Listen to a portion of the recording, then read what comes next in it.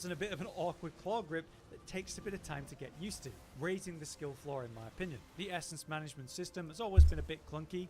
Now you can aim and fire your Kinsect, or you can charge it for a penetrating shot to double up and gather multiple, but you can also aim with focus mode and do basic attacks, and have your attacks work in unison with the Kinsect, which is a really cool concept, but requires you to position yourself at different hit zones, maybe not the optimal hit zones, to get the essence. I will say that there's a lot of help for the essence management when you start to use focus strikes, and that refills all of them, but you kind of have to reach this perfect point where you're opening really quickly to keep that up. The new essential super attack that spends all your essence to go up into the air is awesome, but requires you to do it the right place on the monster at the right time with a longer animation. You can be knocked out of it. Then there's some skill in recovering the essence that you don't. Like, where did you actually land the hits to get what essence back?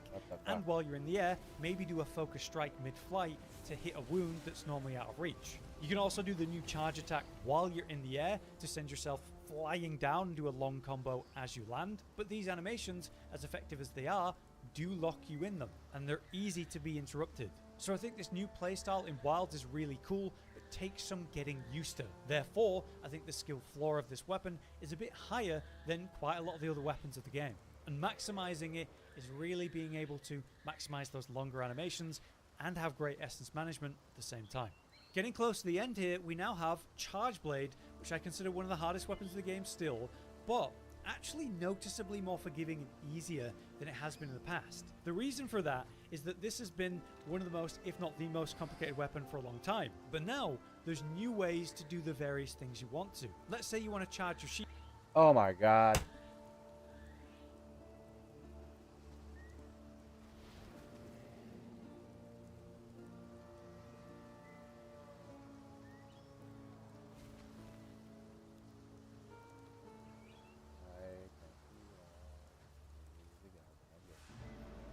Oh, have you seen the new event? At the same time.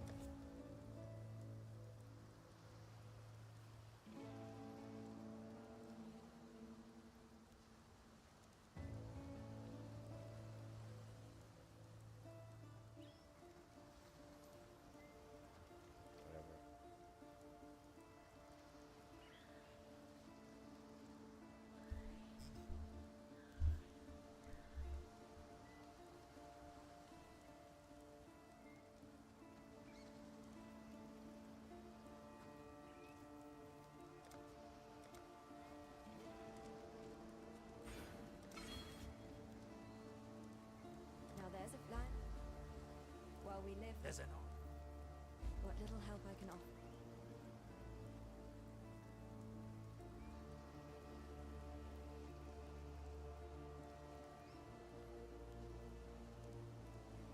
Be well. Made any progress?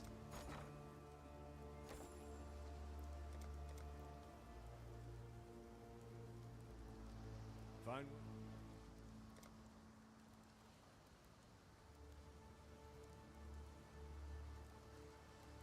Gem.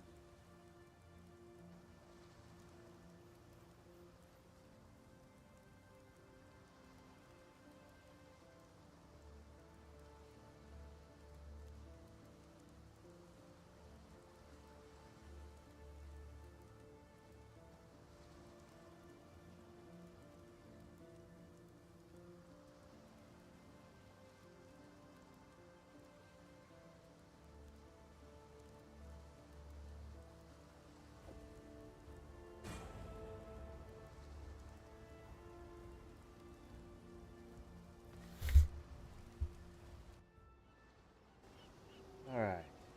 Right off the bat. Not the most pleasant of arenas, but it'll have to do for now. Absolutely not. Like, Getting close to the end here, we now have Charge Blade, which I consider movement. one of the hardest weapons of the game still, Definitely but not like actually noticeably more forgiving and easier than it has been in the past. The reason for that is that this has been one of the most, if not the most complicated weapon for a long time. But now, there's new ways to do the various things you want. Let's say you want to charge your shield. A classic thing would be to go I into don't know if I can play AED, so like sword mode or comboing into that sword or shield. You would cancel that, and then that would charge your shield, which isn't I don't hard know to if do, I can to be play honest. But when you're explaining that to someone or learning it for the first time, it feels weird. Now you can just charge the vials and then hold one button, which is circle on a PlayStation controller, and get a guard point, which also charges the shield. A very easy way to get the concept in your head. Let's say you want to get the power axe going. Well, how are you going to do that? Some sort of complicated combo? You just land a perfect guard, which is obviously super good in violence. Or you focus strike, or you finish a mouth, or you combo into it off of, say, a clash. There's like 4 ways to do one thing now. That's what I mean when I say that this weapon is a lot more approachable than it has been in the past. Now, like a bunch of weapons, if you have a guard, you can rely on that. How complicated is it to use power ups? The 4-part massive combo with a new follow-up at the end, you just press circle 4 times and hold it for the chainsaw. Oh, yeah. So even though it feels like there's more options, the skill floor is a bit Why is lower, this which bitch so nice. strong? It is still one of the more complicated weapons. Like you have a vial system, which has overcharged concept. You have the shield. Oh my god. You have the axe powering up. You have Oh the my sword goodness. powering up. If you want to go into super element discharge, you first have to charge the shield, and then now in the wild, Oh my goodness. combo into it. That can be off a basic guard, Dude. which is definitely easy. But What the it has hell? to be after an AED into what an the SAE fuck, bro? in a lot of cases. So it's obviously still What am one I of the doing more wrong, complicated bro? weapons, but is it the hardest weapon in Wilds? Probably not, because Hunting Horn exists. This is interesting because they not you have multiple import it, bro? hunting horns that you're going to use Oh my God. for all the different melodies that they have, which is ultimately a complicated system Oh, to manage and understand. dude. The melody systems Yes. vary per weapon, so you're running 2 hunting horns for that Yes. reason. You're going to buff Hold up on. with the first one, swap to the other that you actually fight with, buff up with that, and try to manage that too. So it's a weapon that has more Wait. setup than other weapons before the hunt, but also during it. When you're doing the fast melody setups during a focus strike or echo bubbles, there's a lot of management there. How you prep the fight with the echo bubbles. There's a speedrunner that got a fantastic time in the Deshagama Nice. Arena hunt, where basically the entire fight took place inside of the 3 echo bubbles they put on top of each other. But it goes beyond that. More complicated details that Cotton was explaining to me. Like every attack has a variant based on, you know, your left stick input at the same time, which has different How motion do you values and play with a animation controller? times. So that's really awkward and something that makes the skill floor a lot higher. The attacks that you're doing can't just be used randomly. They're going to play the notes that you need to trigger the melodies you want. So you need to be doing the right combo to get the right melody for the max DPS, while also making sure you use the left stick correctly in coordination with that for the higher motion value combos and attacks that are available. There's also subtle extra mechanics with, say, Performance B, where you press How do R2 I- at the right time between each song that you play, and that essentially enhances the effect of it. Kind of like Perfect Oh Rush with my Sword and Shield, God. but even less visual and less obvious, to harder to grasp at a base level. Oh, and while the weapon shit, can bro. I offset, can get it. not every hunting horn has the offset melody, which, you know, might catch you out. And all of that complications rewarded with some of the lowest output out of all weapons in the game right now, based on the speedruns for the entire length of Wild so far. So to play Hunting Horn at a base level, the skill floor is a lot higher. To maximize the this weapon, the nigga's skill fucking playing ceiling POE, is super bro. high. And to have great output, you know, it just POE, takes what's a going lot on? of effort. Oh. So for the moment, we Thank think Hunting God. Horn is the hardest weapon in Wilds. What the But heck? there you have it. That's my overview The of all game 14 can weapons pause? and the difficulty of them. I've tried to be as measured and reasonable about all of this as I can. But what do you guys think? Are any of the weapons placed a bit too high or a bit too low? Let us know. But for now, I've been Hollow, you've been you. Thanks for watching. We'll see you next time. Oh my god. Okay. Hollow with the videos, dropping the humor like a hammer on your tippy toes, bringing entertainment on a daily arrangement to take our insanity and turn it into entertainment. Yes, I said entertainment twice. To reiterate that it is nice to look into your faces on a mostly daily basis when you let us in your home. Oh my gosh, this is way easier.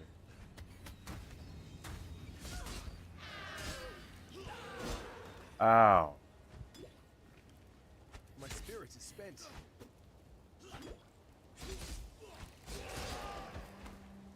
Khan's canoe struck this sand with the force of destiny. At his back, the greatest war host in modern history tamed their canoes circling the lures one by one. Lionized their legs with shining metal and polished words. How are you so strong? Oh my god! Access silence their despair. Marseilles line What the heck? to the last.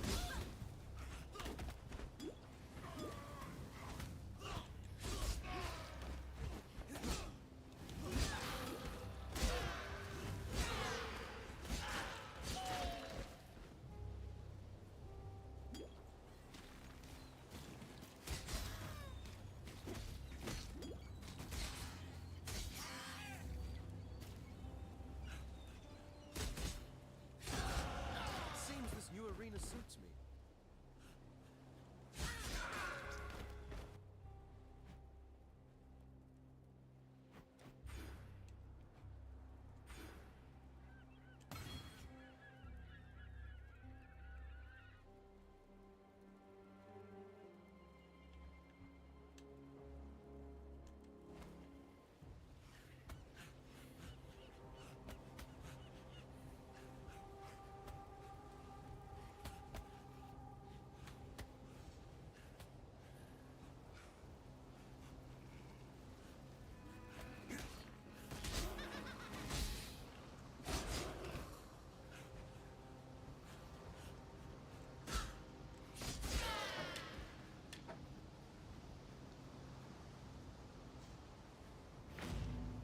Come here, quickly! Go on. Meld it to your flesh. What?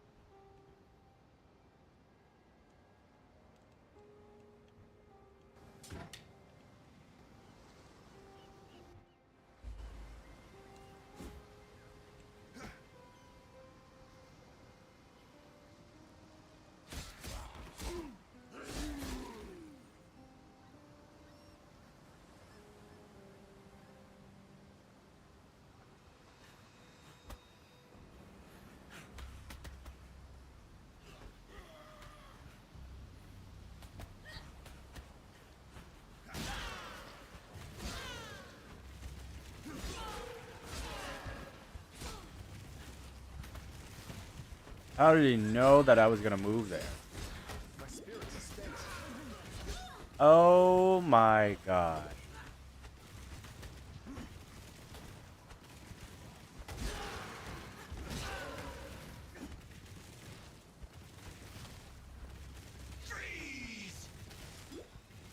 What the fuck are these enemies?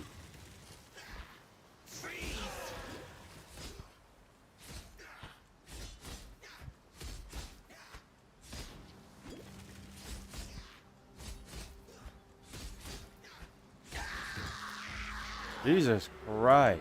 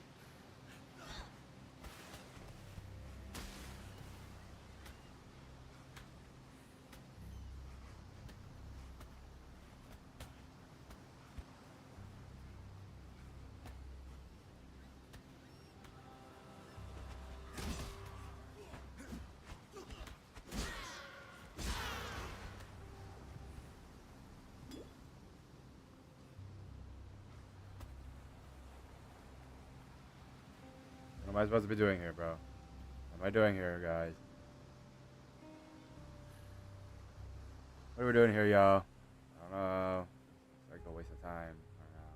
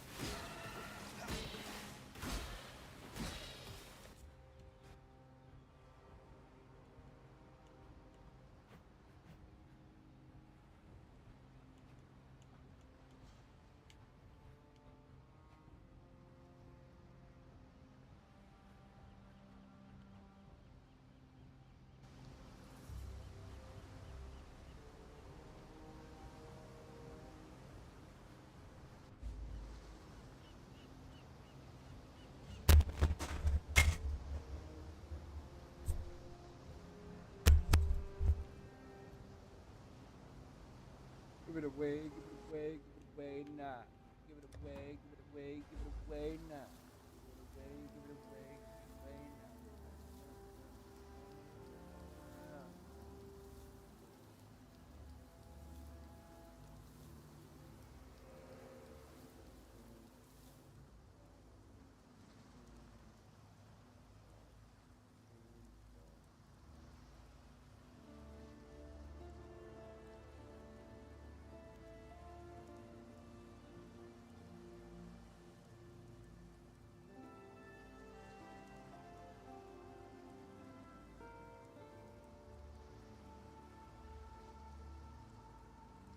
Consists of a melee strike and lightning area damage.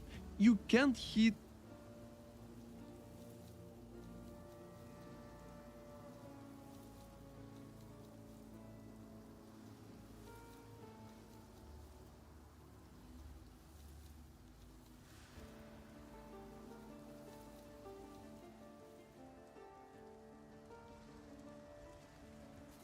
I'd almost stopped believing in miracles.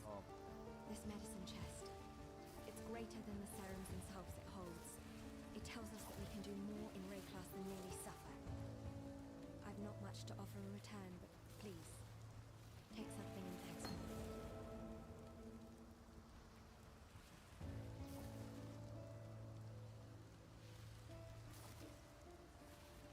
Oh my god.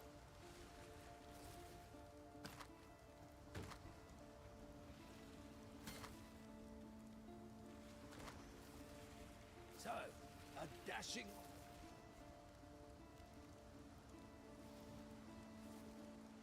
Got a job. Got a job.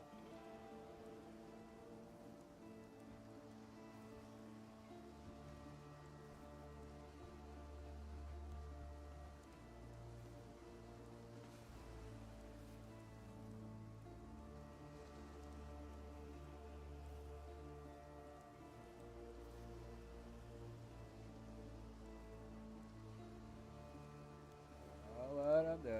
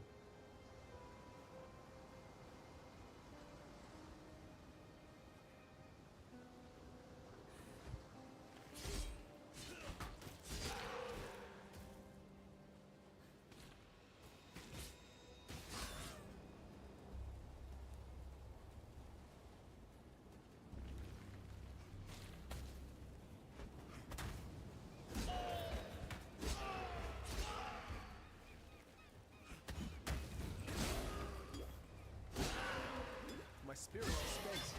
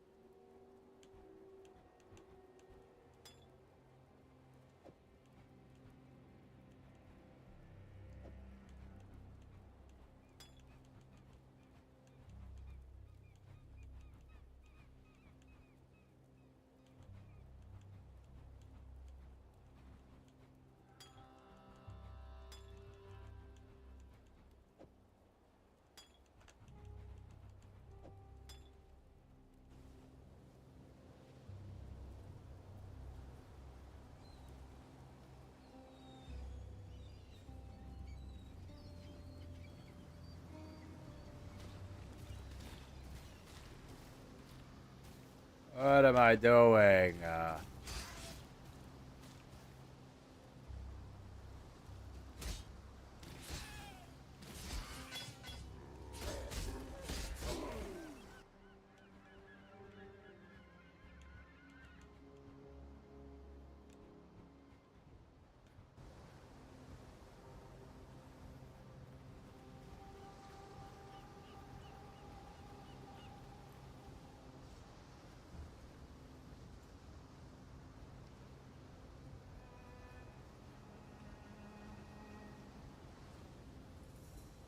Good to see you here.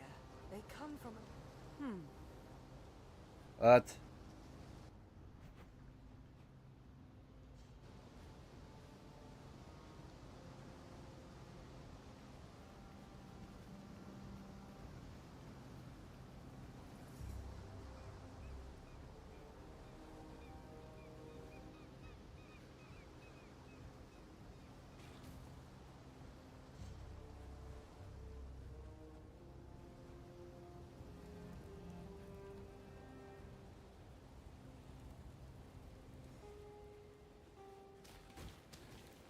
Can I make a portal? How do I make a portal?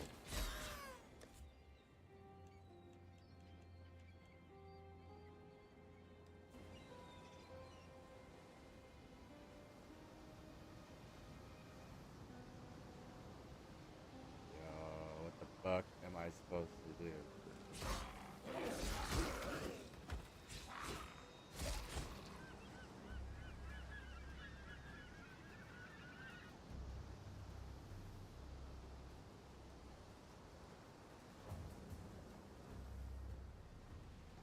Guys, what am I supposed to do? I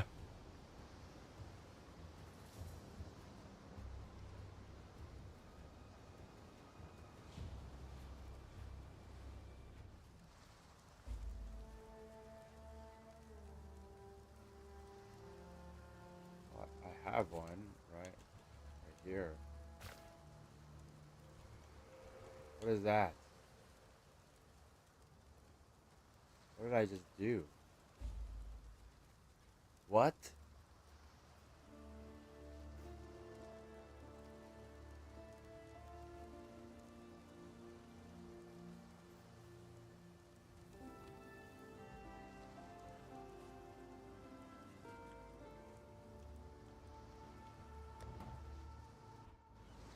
Oh, good.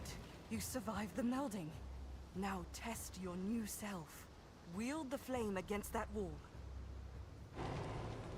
By the dreamer, you did it! Whoa. What? Oh, I thought it was gonna be cooler than that.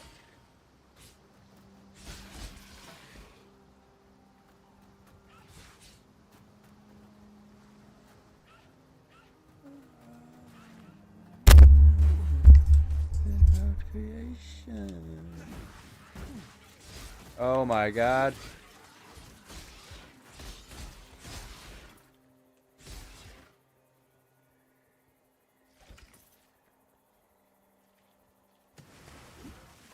How did I miss?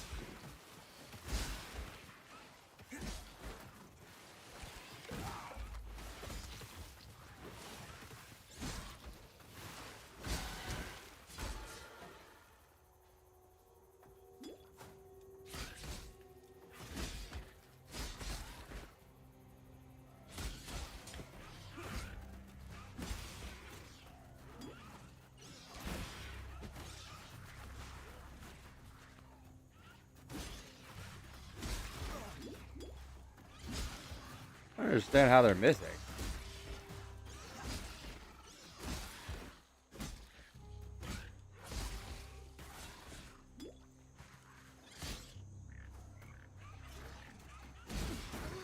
Oh my god, how did they fuck me like that, bro?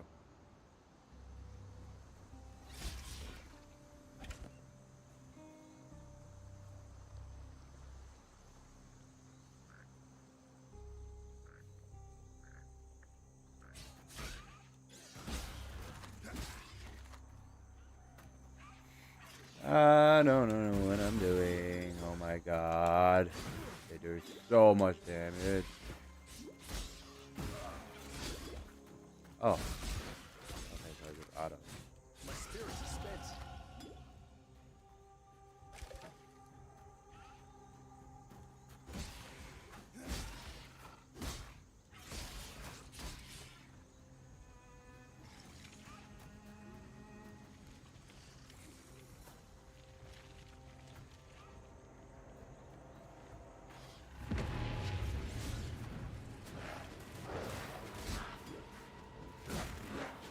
Yeah, block.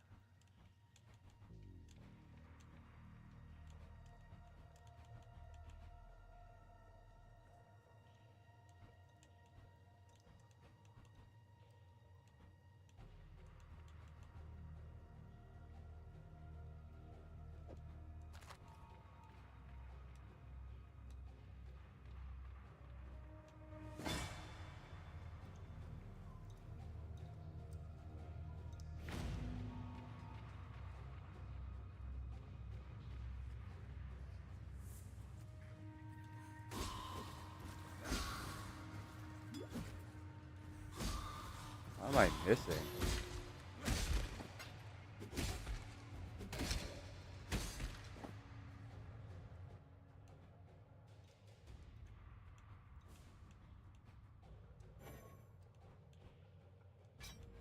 I gotta unequip it to do this.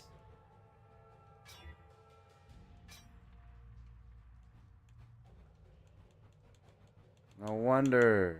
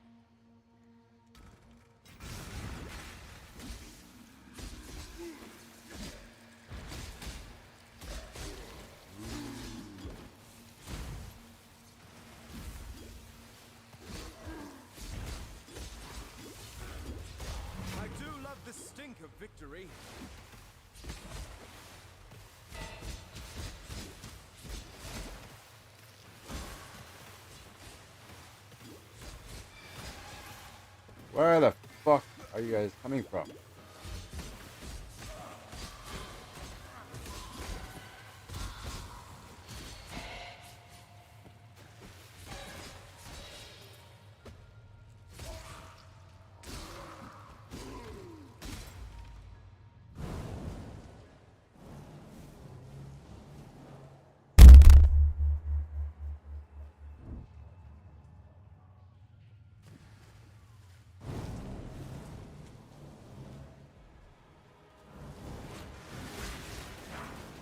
Oh, fuck.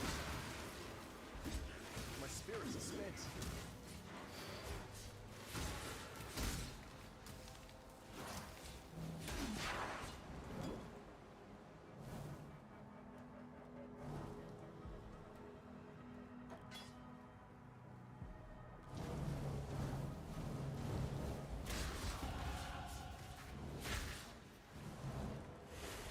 You did it! You exposed the center! I can destroy this rift. I just need time. Oh. Defend me while I focus my will. Yeah.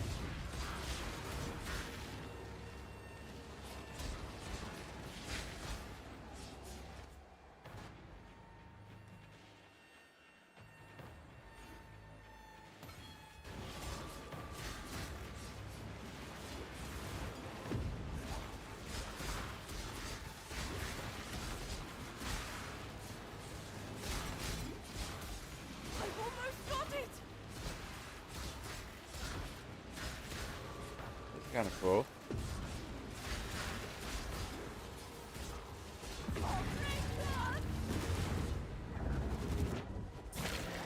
Did you just die?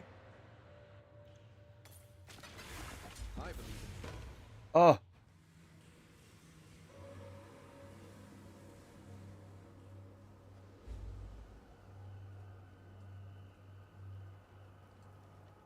What the hell's going on here, bro?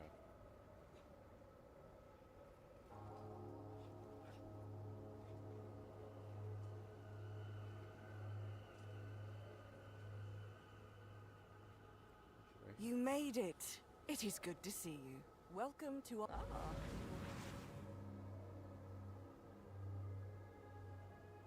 What the fuck is even going on?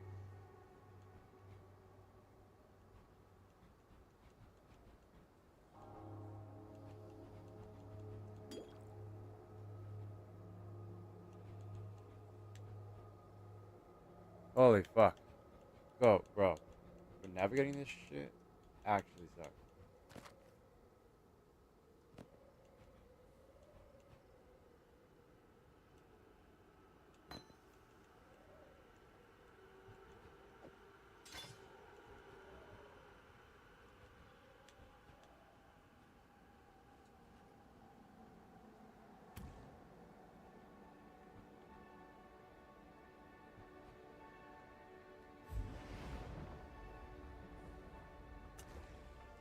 What is even happening? Good to see you here.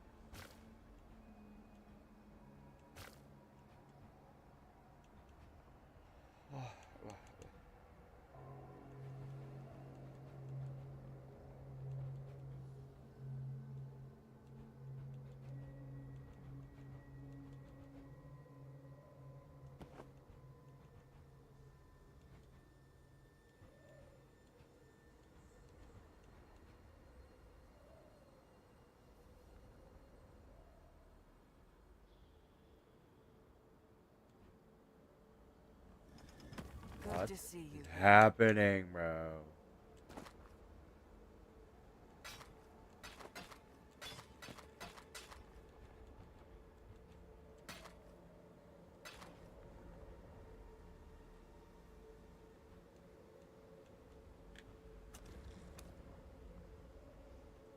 Select to place a growing wombat in this room. Ooh.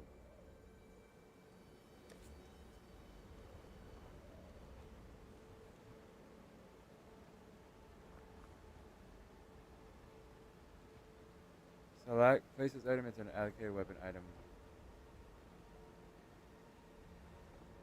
What? Hello again.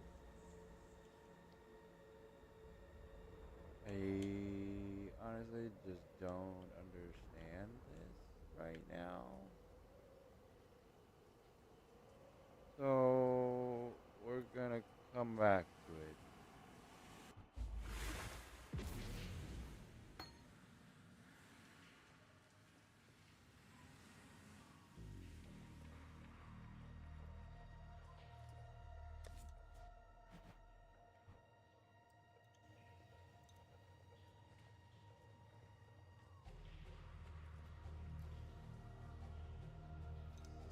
I'm looking hungry, bro.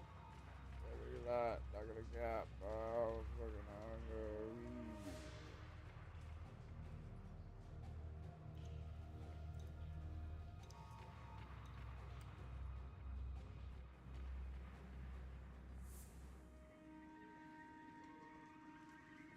What level am I right now? How do I check my level? Oh, 6.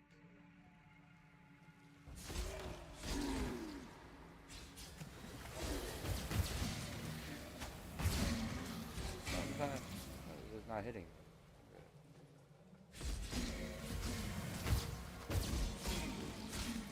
My spirits are spent.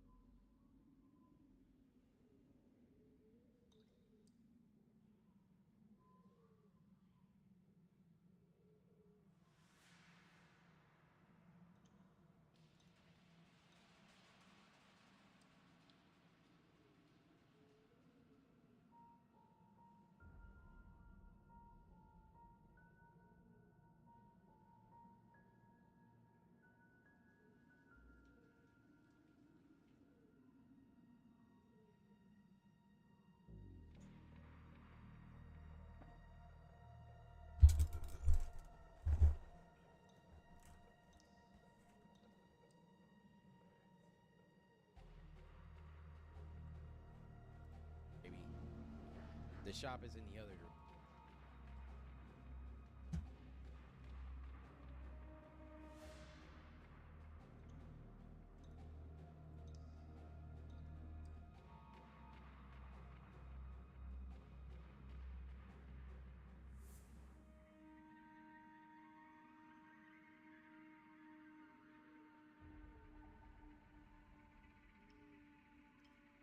The ability and Tornado to clump up your opponent's cards so they can't lock onto the Electro Dragon. The Evolved Skeleton Army split lane shenanigans that you can unleash make this card one of the best ones in the game. If you block the general from moving forward behind a slow-moving troop like a Giant Skeleton or a Fisherman or a Skeleton King, your other skeletons will go in front and won't die until the opponent spells down the general. If you're running a spell bait deck like Mother Witch and Skeleton King and a whole bunch of other cards that opponents have to respond to, you might not have the spell to kill the general. And then unkillable skeletons will be swarming their tower, and it's one of the most hopeless experiences ever. And there's a placement when a tower is down that you can drop the general still on your side while all the other skeletons are attacking your opponent's tower on their side. Even if they kill the skeletons, they have to wait for the general to move to their side of the arena before they can easily kill it. And when you drop more things in the middle to tank for your general, a lot of times that cheesy play can just straight up win matches. The Evolved Cannon feels like a rail delivery across the arena. If you're playing log bait, drill, hog rider, or miner, you're likely going to be using evolved cannon. At the highest level of gameplay, it feels unbreakable. It keeps super defensive decks safe while you chip down opponents' towers. Now, since we're entering into the top 5 evolutions, all of these cards are broken. Executioner Evolution is good on offense and defense, and the evolution eliminates the weakness of the card. You can't drop units on top of the evolved Executioner to eliminate it, because in addition to dealing more damage, it also has a knockback. It's basically a bowler that hits air and deals more damage. And when you pair it with Tornado on offense, you can line it up with your opponent's tower and have it as a win condition. It basically fits in every deck: Graveyard, Hog Rider, Balloon. Drill 2 and Bridge Spam even playable without Tornado. Evolved Wall Breakers have snuck their way to the 4th best evolution in the game. They can fully counter Barbarians. And for 2 Elixir, you can use them on defense to kite units back, explode them on big pushes, or use them in offense with that Hyper Bait deck with Evolved Skeleton Barrel, and use Vines at the right time so when opponents use their spells on the Wall Breakers thinking that they will kill it, it stays alive and then the game's over. For 2 Elixir, they're one of the most spammable cards in the game, and there's almost always a use case. The Evolved Baby Dragon gives a 50% speed increase to create speedy Electro Giants, and units that shouldn't be going Sonic mode do. 50% is crazy. That's faster than Rage. When Electro Giants and Balloons are sped up so the opponents don't have buildings or the appropriate counters in cycle, it's game over. It also has a 30% slowdown on defense, so Balloons, Mini P.E.K.K.A.s, beatdown pushes that opponents are throwing at you will get stopped in their tracks. This is one of the most versatile and reliable evolutions in the game, and even after the nerf to 2 cycles, it's still dumb broken. Skeleton Barrel has a 57% win rate in the top 200 right now. Each wave of it exploding one-shots minions. The damage is just way too high, especially when you account for the amount of skeletons that pop out of it. My personal hell is using Mother Witch into a Skeleton Barrel while my Mother Witch gets vined and I have to make a prediction that they're somehow going to vines me. The unpredictability with Skeleton Barrel and the fact that opponents do not want to allow it to connect to the tower means that they have to use buildings more often than not that are huge negative elixir traits. You don't want to be dropping a bomb tower or a goblin hut every single trade against the Skeleton Barrel to net a negative elixir trait. Oh, snap! What? Hey! Oh, damn! Yo, it is blue as hell in here, okay? Oh, it's another one of these. Okay, so blue has got to be the last one because that's... Oh, God! What up? It's that shit! My boys! All right, today we played this joint called Subliminal. Subliminal. It's a demo for this game that's coming out, but I see everybody in the mama playing this. I'm like, what is this? I don't know. But we gotta check it out. I mean, if everybody else playing, it's gotta be good, right? Hey! What y'all snacking on? Oh! Sunflower seeds! Just sunflower seeds. I mean, you know, but then you gotta like spit out the little joints. But it's good though.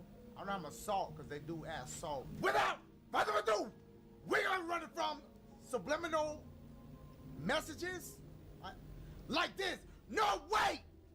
Stop subliminally sending messages. Just tell me flat out what happened. Please. Dance on the ass. Let's do this shit! Come on! Alright, here we go. We're like in the middle of the ocean, and there's like a bounce. Wait, no. I imagine you're feeling a tad disoriented. Uncertain, possibly, like a sock that's lost its pair in the dryer of existence. But not to worry, this is perfectly normal. Okay.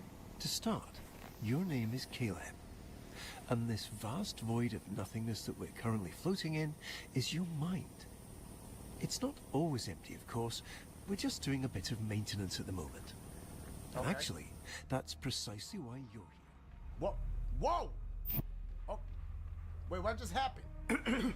I see you've centered your attention on our childhood basement. This is a great start, but not exactly what we're looking for. Our memories here, and their corresponding feelings of loneliness, anxiety, and soul-crushing guilt, are rather inconvenient. So, while I find a way to properly reorient onto our designated path, please find a way to occupy yourself. I'll be back momentarily. All right. What do I do? This shit look real as hell. What the? Whoa. Interact with what? E. Oh, I'm pushing the wrong shits.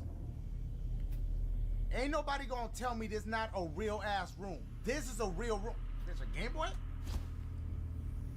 Entertainment. Oh, I get it. Instead of game, it's entertain. Instead of boy, it's man. Entertainment. I see what they doing. Because Nintendo is about to come through. Able. Cable. Cable. Okay, I think. There's a cable here. Right.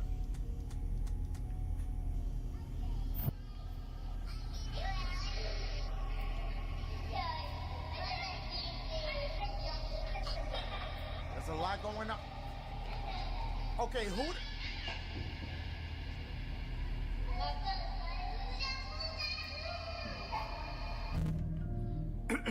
Wonderful. What? Bitch, just a TV guy. Yo, that's a. Hold up, the price is right. Wait, hold up. That was Cuz from Family Double Dare, or not? The Family Double Dare, right? That was him. I remember that one little face with the brain thing too. See, there you go. Okay, it's looping now. All right. Can I play the Game Boy though? Well, I put it away. Where is it? Did I? All right. It's in my inventory. Can I open this? Can we go here? Let's see. Okay, why does it play a little tune every? Oh, I can sprint. My voice. That is kind of creepy. All right. Oh, okay. I can turn the lights on. What else we got? We got some a chicken nugget and some dried apple slices. Yep. Why does he grab it? Okay, the clock. That bitch. Hold up. Is it when you don't look? Because I promise he was looking the other way. I knew it. Okay, I'm not sure what I'm supposed to do, my boys. Can I open the fridge? Can I rearrange the letters? Can I unplug this? No, it's already plugged. Why did that scare me? Come on, man. You can't go out. All right. This is a messy ass like, room. Damn, I can't talk. This looks like a good ass game. Wait, use left and right mouse. Space to switch hands. Alright. Yeah. The grind begins. Okay. I gotta put like some random ass video on. All these videos I want to watch. Oh, have you? The time has come to review Monster Hunter Wilds, the newest entry in the series this channel has been dedicated to for the past several years. It has been a fair few months since release, which might seem like a bad time to review the game, but I believe it's the right choice. I've had time to properly experience and think about it, and let my thoughts settle and develop. Waiting this long has also allowed for potential minor complaints I had to get fixed in the immediate months, which now lets us focus on the bigger fish. Monster Hunter Wilds is the sixth main entry in the series, the start of a new generation, the direct successor to Monster Hunter World, a game that introduced so many to the series, the very next game to release after Rise, a game that was somewhat scorned upon release for being very different to World, and in a few ways, Wilds is a spiritual successor to Monster Hunter 4, my personal favourite game in the series. It's had massive shoes to fill. Was it successful? Today, we're going to discuss Wilds in its entirety. I've said this many times in the past, but the two most important things to me in a Monster Hunter game are the monsters and the combat. If those two things are done well, then I'm sure to enjoy it. Going into this game, based on prior patterns, I expected the monster roster to be rather large, as it was coming off Monster Hunter World and Rise. Monster Hunter soft reboots itself every couple of generations, and when that happens, the roster always starts off slightly small. This is the case for Tri as well, but eventually later entries are able to use content and fill it up. While Tri had 18 monsters, Free Ultimates had around 50, and so did Monster Hunter 4. World brought it all down to 35, but Iceborne ended up with around 70, and so did Sunbreak. When Wilds was announced, I expected there to be a larger monster roster than World or Rise, perhaps going beyond 40 or maybe even reaching 50. This did not happen. Instead, we went down to 29. On paper, this was a huge disappointment, until I actually played the game, because while the quantity is small, the quality is very impressive. As of Update 2, the total is 32 monsters. Despite there still being more to go, I think Wilds is a solid contender for having the best base game roster perhaps of all time. Part of this is because Wilds doesn't actually recycle or reskin many monsters. I dislike the use of the word reskins, because while the series often has groups of monsters that share animations and attacks, they usually have different designs, as well as different unique armor and weapons with alternate purposes. For example, the Great Jagras, Gyros and Dodogama in World, or the Great Jaggi, Rogi and Baggy in 3 Ultimate.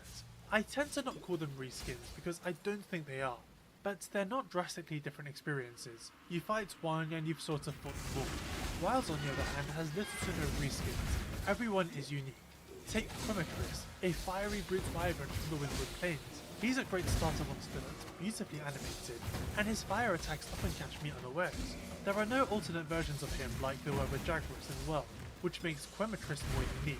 And it's the same with every monster in Wilds, so they all stand out much better, all with unique appearances, body types and fighting styles.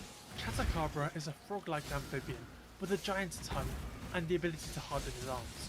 His attacks are well telegraphed, and it's cool that he gets stronger as the fight goes on. I talked about Quemetris earlier, but Chatacabra is encountered first, and he is fantastic, albeit quite simple. But I think if I were a beginner, I would definitely struggle with Quemetris. Taking him down would be a huge learning experience. In the trailers, Lalabarina looked like one of the most impressive monsters ever, being wonderfully animated and very creepy too, with very jerky and stuttery animations. The concept of a roast spider was fantastic too.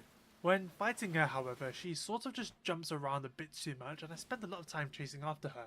I still think she's an amazing addition to the Temnotorans though, and her thorns can serve as decent hazards for you to get around. Her stinger attacks are shockingly fast and precise too. Like Monster Hunter World, a lot of the locales have nests that are tailor-made for certain inhabitants. Lalabarina's is covered in her red webs, and lets her attack in unique ways. Doshagama is really interesting, being this mountain lion bear beast. He's reminiscent of Rise's Gosarag, but while the Frosty Blade mostly fought on his hind legs, using swords of ice, Doshagama fights more like a wild animal, primarily on all fours and only standing on his hind legs for the really strong attacks. Lots of them involve his claws and giant jaws, and he can be surprisingly fast sometimes. There's a few really cool special mechanics he has. For example, he powers up near the end of the fight and becomes much stronger, gaining a few new high damaging attacks, but in doing so, reopens all wounds you've inflicted over the course of the fight, which results in both of you potentially inflicting mass damage on each other. There's also the matter of the pack. In older Monster Hunter games, some monsters would be accompanied by a pack of smaller monsters. These little guys mostly serve to just annoy you. However, packs in Wilds are a little bit different. Instead, you'll have groups of fully fledged large monsters travelling together. In this case, Doshagama can form a pack led by an alpha Doshagama. To be honest, this mechanic confuses me a bit. Pre-release, I assumed that you would have to break up the pack by dealing enough damage to each individual member before finally focusing on the alpha. But in the full game, you're heavily encouraged to just fire a large dung pod, which disperses the minions and allows you to just focus on the alpha, making the whole thing more of a normal fight. What? The alpha is still rather tough on his own, and he's huge too, but I found it rather disappointing how simple it ended up being. This is also true of Hirabami, a floating leviathan with powerful rushing attacks, a sharp pincer tail, and icy breath. Hirabami was a little irritating at first because of how hard it was to hit her, but once you get the hang of it, there's a lot of fun to be had. What is happening? Hirabami also has pack mechanics, and they're equally as redundant, as a single large dung pod will once again disperse them for a while. Rompopolo is such an interesting brute wyvern. He's basically a giant mosquito. I love and hate the way he bulges like a balloon, but him being based around poison is something we haven't really seen for this type of monster, barring games like Frontier, I think.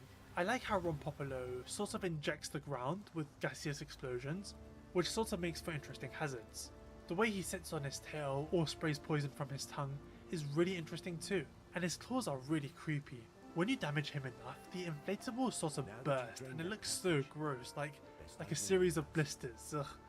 Ajarakan looks a little bit strange to me, as in his inspirations are very apparent. He's still an interesting fight though.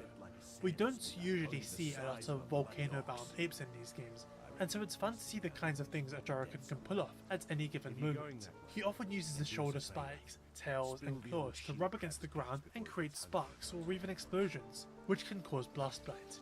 He can also power himself up, where he looks superheated, augmenting all his attacks. It's once again nice to see a monkey that's on Blangonga's level, if not slightly higher.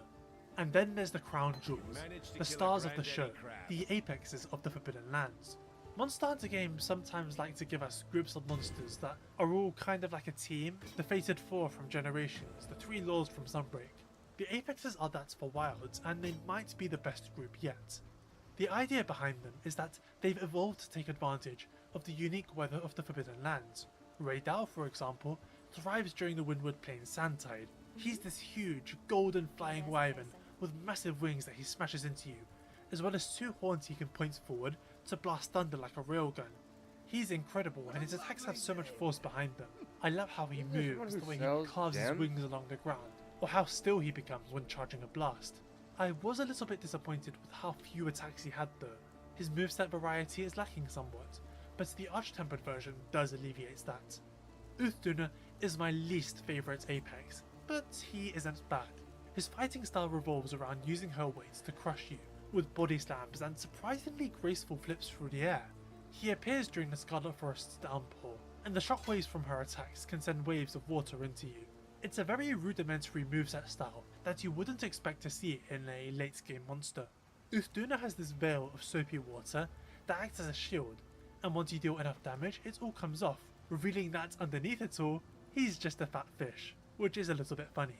Trying to hit Duna, only to make contact with the veil, does irritate a very specific part of my brain, but that makes getting rid of the whole thing a lot more satisfying.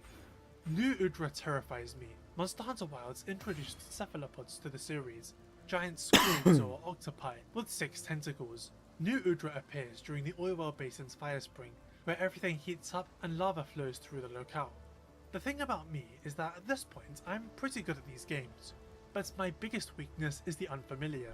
For example, I took down Raydal with confidence. I've fought so many flying wyverns in the past that I sort of know how they all operate, and can adapt to any minor differences. What the hell am I supposed to do about this? Which tentacle will he attack me with? Oh, now he's throwing fire. Oh, now he's Fatalis. It's quite interesting though, because New Udra will indicate which tentacle he's about to strike with by having them glow. So the challenge becomes working out how he's going to use them.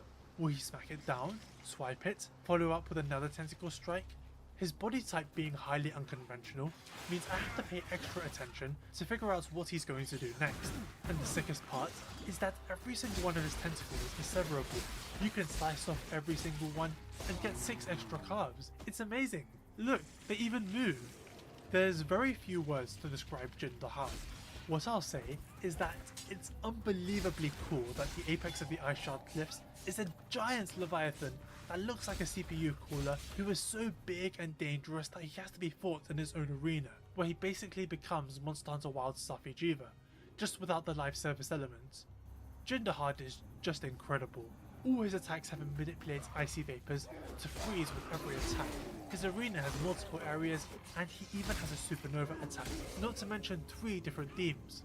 One thing I love about Jin Dahad is that all of his metal plates are breakable. If you pinpoint and destroy them all, he can't do his supernova. He has to do a much weaker attack instead, because it just won't work.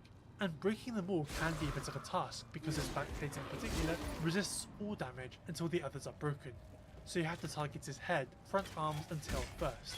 It's amazing that they give you the ability to disable such a massive attack. Jin Dahad can only be beaten in his arena, but what's cool is that you can see him hanging around the Ice Shard Cliffs during the frost winds. He can attack other monsters, and if you deal enough damage to him he'll leave, and you unlock a special version of his quest that skips the first 2 phases of the fight. One of the big complaints about Wilds is that there's no Elder Dragons. In the past, they've served a very specific niche. They're strong, have extreme or unique powers, really cool looking designs, and often music too. People say the lack of elders is a legitimate flaw with Wilds, especially considering World and Rise had so many. Personally though, I think going cold turkey on elders for Wilds was a good decision. Not just because they serve the niche of elders just fine, but because Iceborne and Sunbreak sort of oversaturated elder dragons for a bit. So it's nice to sort of give them a rest. The rest of Wilds' roster is just as interesting. A new subtype is introduced, Guardians, also known as Constructs. These are artificial monsters created by the Wyveria civilization 1,000 years ago. They can live forever, subsist only on a substance called Wyvern milk, aka Wilk, and can only be found in the ruins of Wyveria, which is Wilds' 5th locale. There's Guardian Rathalos, Doshagama, who are alternate versions of the same monsters you can encounter earlier, but also very interestingly, Volga Anjanath and Ebony Obagaron, subspecies of monsters that are not in the game. The main difference between the Guardians and regular monsters is that attacks from these constructs can create these silver explosions on the ground. If they occur near Wyvern milk, they form crystals. The crystals react to elemental energy, which leads to a really cool dynamic. Let's say you're fighting Guardian Volga Anjanath, and he creates some crystals. If he's quick enough to use a thunder attack, they'll explode and potentially damage you. But if you attack them perhaps with an ice weapon, they'll explode and do massive damage to him.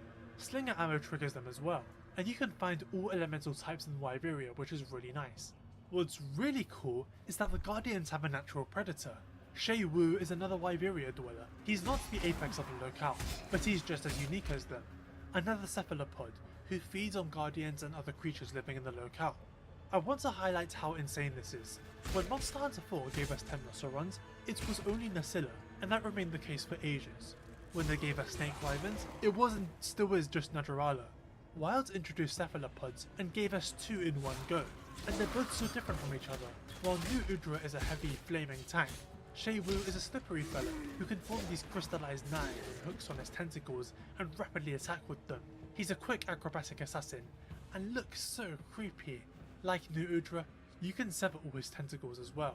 Arkveld is such an interesting flagship monster. He's a flying wyvern with chain-like appendages on his wings that he can fully articulate and swing around. He can use them as whips to grab his opponents, grapple hook, absorb energy and expel it too. I find him really tricky. His attacks have so much range and there's a ton of force behind them. When playing an evasion-based weapon, you really have to be careful because he can often still catch you if you haven't timed your dodges perfectly. He's really fun, and I feel like he was probably a nightmare to develop. Pretty much all his animations are unique. Then there's the final boss, Zoshia, who is essentially the ultimate guardian. He too makes use of the Wilk mechanic in different ways, some of which subverts previous mechanics. For example, at certain points in the fight, he begins preparing a massive attack, and giant Wilk crystals appear. Conventional wisdom tells you to hide behind them, but this ends up being a horrific idea for reasons that are clear when you consider what Wilk can do. I find him to be really fun, which isn't that common when it comes to Monster Hunter final bosses. He attacks using his giant wing arms, and as the fight goes on, he starts to transform and gains more attacks based on fire and thunder. As for his story, I have more to say later. Wilds has a lot of returning monsters, and they're mostly pretty well done. Kongalala focuses much more on eating mushrooms to augment his breath and farts than he used to. Jan Kutsuku can be fought in packs, and now does this really dangerous beak charge that homes in on you. Nursilla makes sure to always poison you if you're caught in his webs, and Gypsaros can smack his tail down in more ways. The later game monsters are also really good. The lack of Elder Dragons means that many of them now have to be stronger and more dangerous to fill that niche. Rathalos, for example, is faster than he was in Wild and Rise, which is saying something, and his fire attacks are bigger too. However, to counter that, he has a new mechanic where attacking him while he's airborne first has him falter, and attacking him further causes him to fall completely, allowing you to deal more damage. In the older games, Gore Magala would be encountered midway or 2/3 into the game, and then later on you'd face his evolved Elder Dragon version. However, that form is absent, so now Gore has been scaled up to account for that, with a whole bunch of new faster attacks that make him very different to the Sunbreak version, which was more or less a straight remake of his original form. This is probably the most difficult Gore Magala, and it's quite controversial for that reason, but I quite like him. I was excited to see Gravios back, but I feel like you don't have to respect him nearly as much as you used to. The idea of Gravios in the past was that he could nail you from long range with his lasers, and if you got too close, you had to deal with his armoured legs and gas attacks. However, now stepping away is a simple matter, and it's much easier to aim for his belly. You used to have to break his back to reduce the gas attacks, but now I feel like there's no need. He also just feels so much smaller. It's a bit of a shame because I quite liked him in the old games and was looking forward to seeing him back. Mizitsune, Legiacrus, and Seregios were added through title updates. Recall what I said about mid-game monsters needing to be stronger in order to account for the lack of elders? These 3 monsters are probably their toughest but also best iterations ever. Mizitsune now takes cues from his Solstier form in Generations, and halfway through the fight becomes much more dangerous, suddenly being capable of advanced attacks and fiery bubbles. Legiacrus enhances his physical attacks with thunder, has more combos, and forces you to face him underwater late into the fight. I was disappointed with Seregios in Sunbreak, but the Wilds version is a true return to form. Nobody moves as fast as him, and his combos are a lot longer and more dangerous too.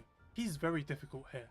I wasn't completely satisfied with Wilds' roster at launch, but after the first 2 updates I think it's quite well rounded out. Like I said, it's potentially the best base game roster we've seen in a long time. A couple of the returners could have been handled better, same with the pack mechanics, more on that later. But I can confidently say that my initial disappointment with the relatively low number of monsters has been totally dispelled. However, monsters are only one half of the equation here. It's how you fight them that's arguably more important. As I said earlier, the combat of a Monster Hunter game is the second most important part.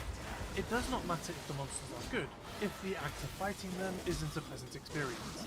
I like Wilds' monsters a lot, and the combat is largely pretty good, but certain issues drag a lot of it down. There's a couple of big additions Wilds brings to the combat. One of them is Focus Mode, which basically allows for third-person aiming on every single weapon, not just the ranged ones. And then there's Wounding, where attacking a monster part repeatedly creates a wound that takes extra damage from attacks. If you keep hitting the wound, it will burst, granting you materials from the monster and often causing them to flinch. Alternatively, you can burst it immediately with a Focus Strike, which is a special action unique to every weapon that you can only do in Focus Mode. It immediately destroys the wound and grants your weapon a special buff. Longsword, for example, gets a whole spirit level, while Insect Glaive gets all 3 bug buffs. There's also moments before, during, or after a monster attack where parts of them will glow red.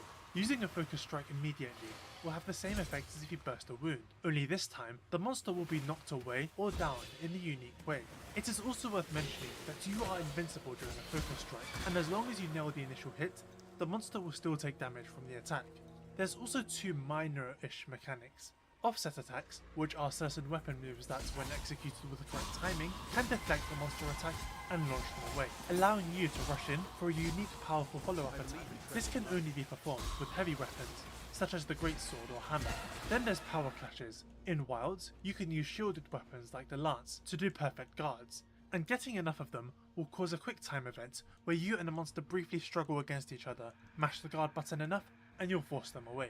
Some of these new mechanics are rather contentious. Let's start with Focus Mode. People think it makes the game too easy. Yes, people say that about every new mechanic, but are they right this time? Focus Mode was advertised by the developers as an accessibility feature of sorts, to make the game a bit easier for newcomers. So yeah, maybe those guys are right. In any case, being able to freely aim your attacks means it's easier to hit different parts of the monster, if you're trying to aim for a high up wing or something that moves around a lot. In the past, it was hard to hammer a monster's head while they were down, as they'd flail around, and Focus Mode alleviates that by letting you aim your attacks on the moving head. In general, it does what it says. Your attacks do hit where you're aiming, and the animations are sometimes altered to accommodate this. What people take issue with is that being able to freely aim kind of makes positioning less important. The direction you're attacking from was something that used to play a big role, but it's a non-factor now. Here's the most solid example of this in my opinion. The Greatsword's true charge slash takes you forward a short distance and has 2 hits, a weaker strike and a much stronger one, and that's what you want to wake up a monster with for double damage. In Monster Hunter World and Rise, you had to make sure you were the correct distance away before using the attack. Too far away and you whiff, too close and the weaker hit wakes them up. In Wilds, you don't need to do that at all because this just works, and personally I don't think you should be allowed to get away with that. That's the thing about Focus Mode. Thanks to it, you can't narrowly whiff attacks anymore because a monster inadvertently moves out of the way. If they're still close enough, they can still get hit. To be honest though, I think Focus Mode is a net positive despite all that. Like the hammer example from earlier, I think they probably could curb the hard pivots like the Great Sword, for example, if they were huge problems, but in general, I think focus mode is a good addition. Wounding, on the other hand, many of you might remember my highly controversial Clutch Claw video, where I said it was a bad mechanic that's ruined the game. It's my most disliked video of all time. To be honest, there's a lot about that video I would change if I had to make it again today. I would be much less antagonistic and less mean towards Monster Hunter World as a whole, and I would make it more clear that I actually thought Iceborne was pretty good. There's a lot about it I do like, and this one mechanic was impeding my enjoyment essentially. That was the thesis. However, I still stand by my core argument. The Clutch Claw sucked to use, and the increased health pools mandating its use to have a good time just made the combat way worse, and it bears repeating, the combat of a Monster Hunter game being bad just messes up everything about it. If you recall, the Clutch Claw's primary function was to tenderize monsters, causing a certain part to take more damage for a while, and so wounding in Wild is sort of that mechanic again, but retooled. Instead of latching onto the monster and doing a weapon strike, wounds just naturally occur on the monster if you attack a part of them enough. Tenderized wounds in Iceborne were white, and accumulating enough of them made the monsters look really ugly, but wounds in Wild are these more subtle red marks that visibly glow only in focus mode. When this new mechanic was announced, I was actually quite curious. My main issue in Iceborne was the claw itself. While in theory, the act of tenderizing wasn't inherently awful, so bringing only that part back could work, since the version in Wilds would be implemented in a more natural way that didn't interrupt the flow of combat. In reality though, monsters kind of just crumple. In Wilds you can attack pretty fast, and you'll quickly create lots of wounds, and then by attacking and bursting those wounds, the monsters will flinch and stagger and fall over, allowing you to keep attacking and creating more wounds. There is a total limit to how many wounds you can create, but by the time you reach it, the monster is almost dead. So much of the time you can just stand in front of the monster and keep attacking, and they can't really fight back. They'll be stuck like this for some time before breaking free. This won't happen for every monster, but Chupacabra, Gypsaros, Rompopolo, Agarican, Rathian, pretty much every monster of that caliber, as well as some higher tier ones, will be affected. In World of Rise, this could happen with some of the weaker monsters, but only if you had high level gear. With Wilds, it feels like much more, and it means you can't just ignore them. This has been acknowledged by Capcom as a problem, as the new quest types for endgame monsters specifically make them more resistant to wounds and wound flinching, so it happens way less with them, but that still leaves most of the roster quite helpless. I don't think this mechanic is irredeemable, and there's definitely interesting aspects about it. For example, tempered monsters in Wilds are visibly scarred in different places. Attacking those scars will eventually create a bluish purple tempered wound, and bursting that will guarantee a knockdown. I also think the focus strikes add a certain dynamism to the combat. Do I focus strike and buff my weapon now? For Longsword, that's a free spirit level, but destroying the wound normally will result in more damage being dealt over time. It's an interesting decision to have to make. On top of that, the special weak points mechanic rules. It does feel very video gamey, but it encourages you to learn the specific attacks, where they'll activate, and make sure you're close enough to the monster that you'll activate them. For example, when Ray Dow launches a huge railgun burst from the ground, or it's in the air, focus striking his face will let you get the buff, or attacking Arkbeld's chains after he does his huge dragon nuke, or striking Seregios' leg after his double sweep. Arch-Tempered Uthduna has a really tricky one, because it happens right after his double leap, the second of which has a huge shockwave, so you have to be far enough away to avoid the attack, but close enough to capitalize on the opportunity. Some of them are a bit strange though, such as Guardian Ebony Odogaron's entire body becoming weak after certain attacks, or inversely, Guardian Folga Angina having this one on his face during a very specific bite attack. This one seems impossible to hit, because by the time he's doing the attack, it's already too late to hit. Like I said, the mechanic is problematic, but it can be fixed. The 8 and 9 star quests have already fixed the main issues, and I expect that change to be a mastered across the board. In some ways, they're just like flashpods in World, which were able to keep monsters stunned and grounded very easily, and were subsequently nerfed with Arch-Tempered Dragons, as well as Master Rank as a whole. I brought up how Doshaguma late into his fight will open up all these wounds as he gets stronger, which makes the fights harder while also giving you a way of countering his newfound strength. Wouldn't this mechanic be more interesting if wounds weren't as free as they currently are? I'm not too experienced with offset attacks because most of my playthrough has been with lighter weapons, like dual swords or longsword. Cool. My first Wilds playthrough was with lance and hammer, the latter of which had an offset that I found hard to trigger. At this moment in time though, Hammer's upswing can activate them, and they are very satisfying, especially because the window of opportunity for this attack is rather short. I don't know if they're overpowered or anything, but I do enjoy doing them.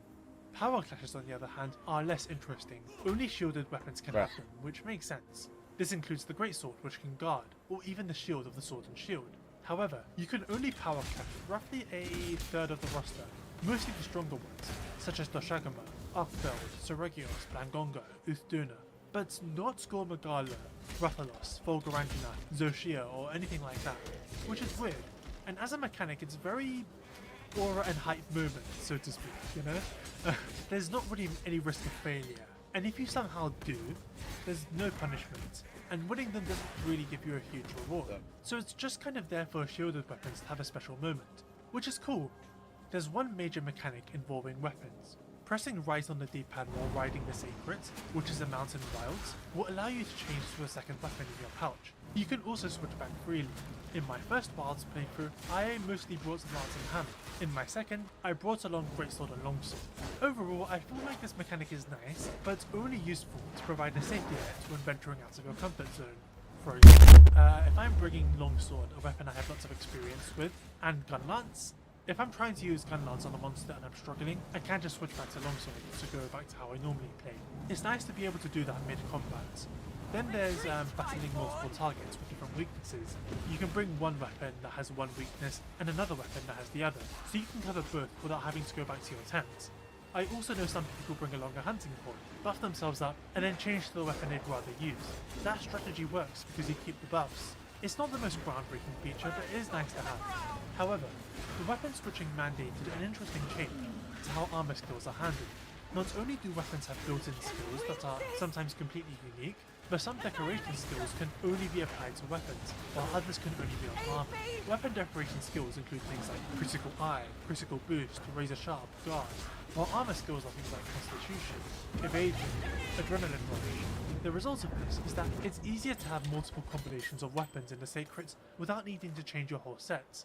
For example, you may have critical skills on dual swords and guard skills on lance, and so changing between the two is smoother. Guard skills don't have to be wasted on dual swords, and lance can have those skills when it needs it.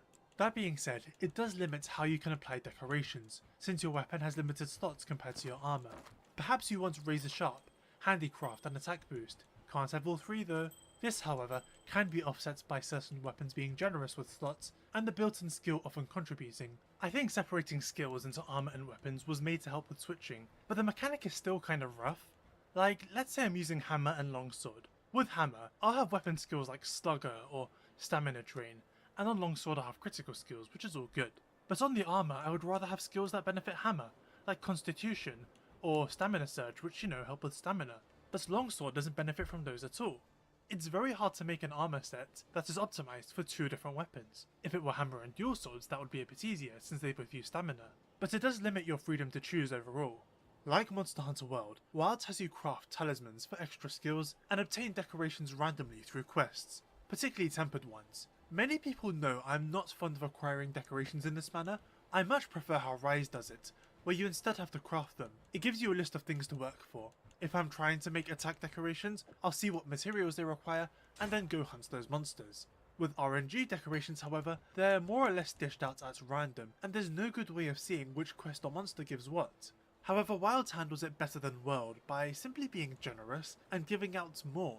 Currently, I have all the decorations I need outside of niche examples.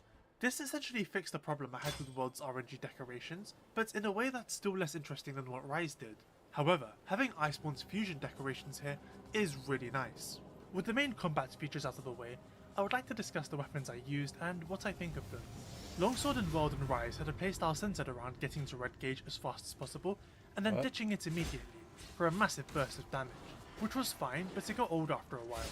Sunbreak gave options for different styles of play, but I quite like what Wilds has done, which is give Longsword a very different moveset when in red gauge. It's satisfying to use and you rack up a lot of damage. They brought back the full ultimate nerf where you can't restore the red gauge, which was a good decision too. Red gauge is too strong to stay in forever, and forcing you to work your way back up makes red gauge more rewarding. The spirits release after a Helmbreaker just sends you back to white, which is even better. It makes you work for red a lot more. Something that was controversial was that now you can cancel Helmbreaker. You can launch into the air, but if you hold Sheath, you'll do that when you land on the ground. Some people say it removes all punishments from the move, but I disagree. You're already in the air. Any punishment the monster could give will hit you probably. What it does prevent is the monster getting launched away if they flinch from the first move, which has happened to me in the past. If that happens in Wilds, I can just cancel it. Hammer was okay at launch. I really missed the Water Strike from Rise, but the second offset attack they added in the patch really helped. I think the weapon really benefits from focus mode, for reasons mentioned earlier. Greatsword 2 heavily benefits from focus mode. It's fun as usual, and while the offset is very generous, I do struggle with this weapon in general, and I don't often use it. I love dual swords in Wilds. They gave it a perfect dodge, where it buffs you for 12 seconds, increasing damage and turning all your evades into attacks. It's very satisfying to pull off. What's more interesting are the changes made to Demon Dance. It's now a longer attack with multiple stages, so you can choose how far you want to go, depending on your window of opportunity. If you cancel Demon Mode after the first stage, it continues the combo, and activating it again will continue it further, which really helps with stamina management. The Adrenaline Rush skill is back from Rise, which makes for some really fun playstyles. Lance is pretty good, although I didn't use it after my first playthrough. It's another weapon that benefits from focus mode, letting you aim the pokes with more precision. At launch, there was a really annoying issue where the focus strike often missed the monster, but this got fixed by the time I stopped using the weapon. I do really appreciate the perfect guard mechanics. It was something I liked a lot in Generations and Rise, and while it's not exactly identical here, it's still satisfying to pull off. I did try Charge Blade for a bit, but sadly I did not like it. This was one of my main weapons in 4 Ultimate, but I now fear it has become far too complicated for me, and the over-reliance on Savage Axe mode is disappointing because I'm not really a fan of it. Those are the Wilds weapons I've really sank my teeth into. In the future I really want to get into Bow, Greatsword again, Sword and Shield, and Lance again. One of the more interesting changes Wilds has made is overhauling shiny drops. In the past, they would appear on the ground from monsters, based on different factors like damaging them or specific behaviours, and would grant you different things like Wyvern tears or materials. In Wilds, all shiny drops from monsters are slinger ammo. You don't exactly know the type until you pick it up, but it can often be piercing pods, slicing pods, and whatnot. So Regios has a unique type of ammo that, when fired, will cause a certain body parts to take more damage from attacks. This change makes sense because all those materials you would have gained from shinies in the past are now granted to you through wound bursts, which you're doing a lot. In Monster Hunter World, I didn't really use the slinger that much, because I didn't really see the value most of the time. But in Wilds, the slinger ammo that drops from monsters is often rather effective and right in front of me. Why not pick it up? And remember, there's incentives to grab slinger ammo in the ruins of Liberia, because of the Wilt Crystal mechanic. It's cool how Wilds has given me many more incentives to make use of a tool I largely ignored in Well. For example, breaking Hirobami's tail will cause him to drop a piercing pod, and then firing that piercing pod at him will cause him to fall over, letting you deal more damage. His tail can be broken up to 7 times, and this gives the fight a really interesting flow. So overall, the combat in Wilds is good, and I like the new additions the weapons got. Focus mode does make them more pleasant to use, even if the mechanic could use a bit of tweaking. However, what makes combat so incredibly important to these games is that it will either enhance, diminish, or in this case totally undermine the monster roster, and the wound system did do that. It's not dire however, because Capcom have shown that they do know how to balance it, but it does mean the base game experience for a lot of monsters isn't as good as it could have been. The Forbidden Lands are both very interesting but also lacking in a lot of ways. The Windward Plains is a desert and savanna, which historically we've never had as an opening locale before. The plains can be divided into 3 major areas that lead into smaller, notable zones. The first area is the desert, which is quite wide and open, encompassing multiple zones including an oasis. It leads directly into the Wind's Gasp, which is the defining landmark for this locale and Raydal's Nest. When you fight Raydal here, his thunder attacks cause extra shocks. The second area is the plains themselves, a giant open field with trees and grass, which leads into the base camp, Doshagama's Nest, as well as the second major locale. The third major area is the ravine, a narrow winding pathway with huge rocks above that you can traverse across. There's areas where you can climb the cliffs to reach different elevated zones where monsters can be fought. In terms of surface area, the locales are pretty large and can hold up to 8 monsters at once, a ginormous increase from Monster Hunter World and Rises 3. And because the locale is so big, it never feels crowded, as monsters largely have their own areas to stick to. Katagabra hangs in the ravine, and sometimes goes to the oasis. Falahara stays exclusively in the desert, Quemitrus in the plains. Raydal roams around the desert and the plains, while Doshagama can be pretty much found everywhere, it's not a bad locale to fight in at all, except for certain parts of the desert. The plains area is also prone to performance drops, but we'll get to that. The openness of the Windward Plains made the other locales rather disappointing, because they tend to have zones closed off, like the ones in World and Rise, which isn't a bad thing, but I was hoping for something different this time. The Scarlet Forest is named that because it's filled with flowing water that is tinted red, and Lullabarina's nest is covered in red streams. Overall, it's a nice looking locale, but much of the areas are very unexceptional. Recall how I was able to cleanly explain the structure of the Windward Plains. I wrote that in the script from memory, without consulting a map or booting up wilds to double check. If I try and break down the Scarlet Forest in a similar way, my mind conjures up Lullabarina's nest, the huge dam and waterfall where Uthduna can often be found, the river he travels across, Lagiacrus's nest, the tree Rathalos sleeps in, and the tree where young Kutzku sleeps. The rest of it is just forest, which has no distinct landmarks or anything, but makes up a good 60 or 70% of the locale. There's trees, sometimes there's water. It's just not very interesting. I couldn't precisely describe the individual zones at all. I know Mizutsune's nest in the forest. I know what it looks like, but I wouldn't be able to tell you where it is. The oil well basin is a little bit more interesting, although I still struggle to break it down like the Windward Plains. It has a lot of caves, oil fields, and the locale is structured so that the deeper you go, the more uneven the terrain becomes and the hotter it gets. There's quite a few old architecture from the old Wyveria civilization, like this device that launches a hammer of some kind into a monster, and you see more of this stuff the deeper you go. A Jarraton's nest is basically a giant jungle gym that it uses to swing around in. This structure is obviously not natural. The Ice Shard Cliffs is, on paper, one of the more interesting locales in the series. It has many layers and is completely located within the ruins of a city. You can see derelict buildings everywhere. People often struggle to fight monsters here, because the zones can be quite tight and narrow. I personally do not relate. Because it's surrounded by ruins, you largely fight in man-made structures, which is pretty cool. There's a couple of spots that Jindahad will visit too. He can interact with other monsters and you can briefly tussle with him. The slow increase of ruins as you head further and further into the Forbidden Lands makes it very fitting that the final locale is literally called the Ruins of Wyveria. This is the heart of the old civilization. The Guardians exclusively live here, so much of the structure is man-made, and in fact the whole place is surrounded by giant walls. You start at the top and slowly go deeper and deeper, watching the land spine become more and more centralized. You start seeing the Guardian cocoons, and funnily enough, Shay Wu's nest is next door. Arkfeld's nest is the closest you can get to the Dragon Torch, which powers the Guardians and creates the weather influences. In fact, let's talk about the weather of the Forbidden Lands. Each locale has 3 weather states that shift by the hour. There's the Plenty, where things are bright, vibrant, and full of life. The Fallow, which is more desolate and dull. And finally the Inclemency, where extreme weather takes over the region for a while. The weather transitions take place in real time, and while Plenty to follow is rather subtle and slow, the transition to and from the Inclemencies is often rather intense. The different weathers vastly transform the visuals of the place and affect what monsters are present. For example, monsters that are weak to thunder, such as Soregios or Chattacabra, will be present during the Windward Plains Plenty and a portion of the Fallow, before skedaddling. This is because the Sandtide has massive thunderstorms that they do not want to get caught up in. Meanwhile, monsters like Grey Dow are guaranteed to appear during the Sandtide, and others like Doshaguma, Balahara will stay and weather the storm too. It's possible for monsters to overstay if you're in a quest with them, as they can't just leave, but otherwise they'll naturally cycle in and out. One of the easiest ways to see how the weather transitions affect the locale is to go to the Windward Plains Savannah. During the Fallow, the grass is dead, the trees don't have a lot of leaves, then the Inclemency rolls in, and you can see the wind's gust glowing in the background. Sand is blowing everywhere, covering everything, including you and Oh my monsters. god, can you And the stop place is fucking being moving? lit up like Jesus thunderbolts. Christ. And once the Plenty rolls in, the grass comes to life, the trees regrow their leaves, the sky turns blue, and everything becomes so much more colourful. Monsters also change their behaviour in a lot of ways, like these herds of small monsters called the Seratonoth. They travel around during the Fallow, and when the Sandtide hits, they stampede into the ravine, or huddle around the mill for protection. When the Plenty rolls in, they start grazing.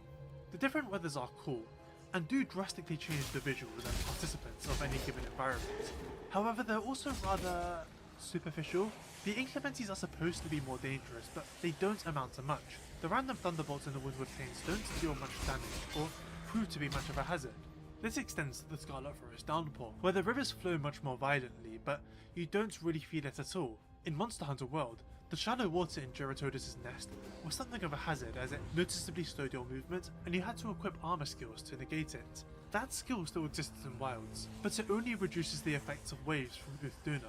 The oil well basin's fire spring heats up the entire area, mandating the use of cool drinks. This is probably the most significant inclemency, as it also heats up certain parts of the ground and makes them hard to stand on. In any case, the fact that the oil well basin can transform between these different states effectively makes it a neat reimagining of the sunken hollow from Monster Hunter 4.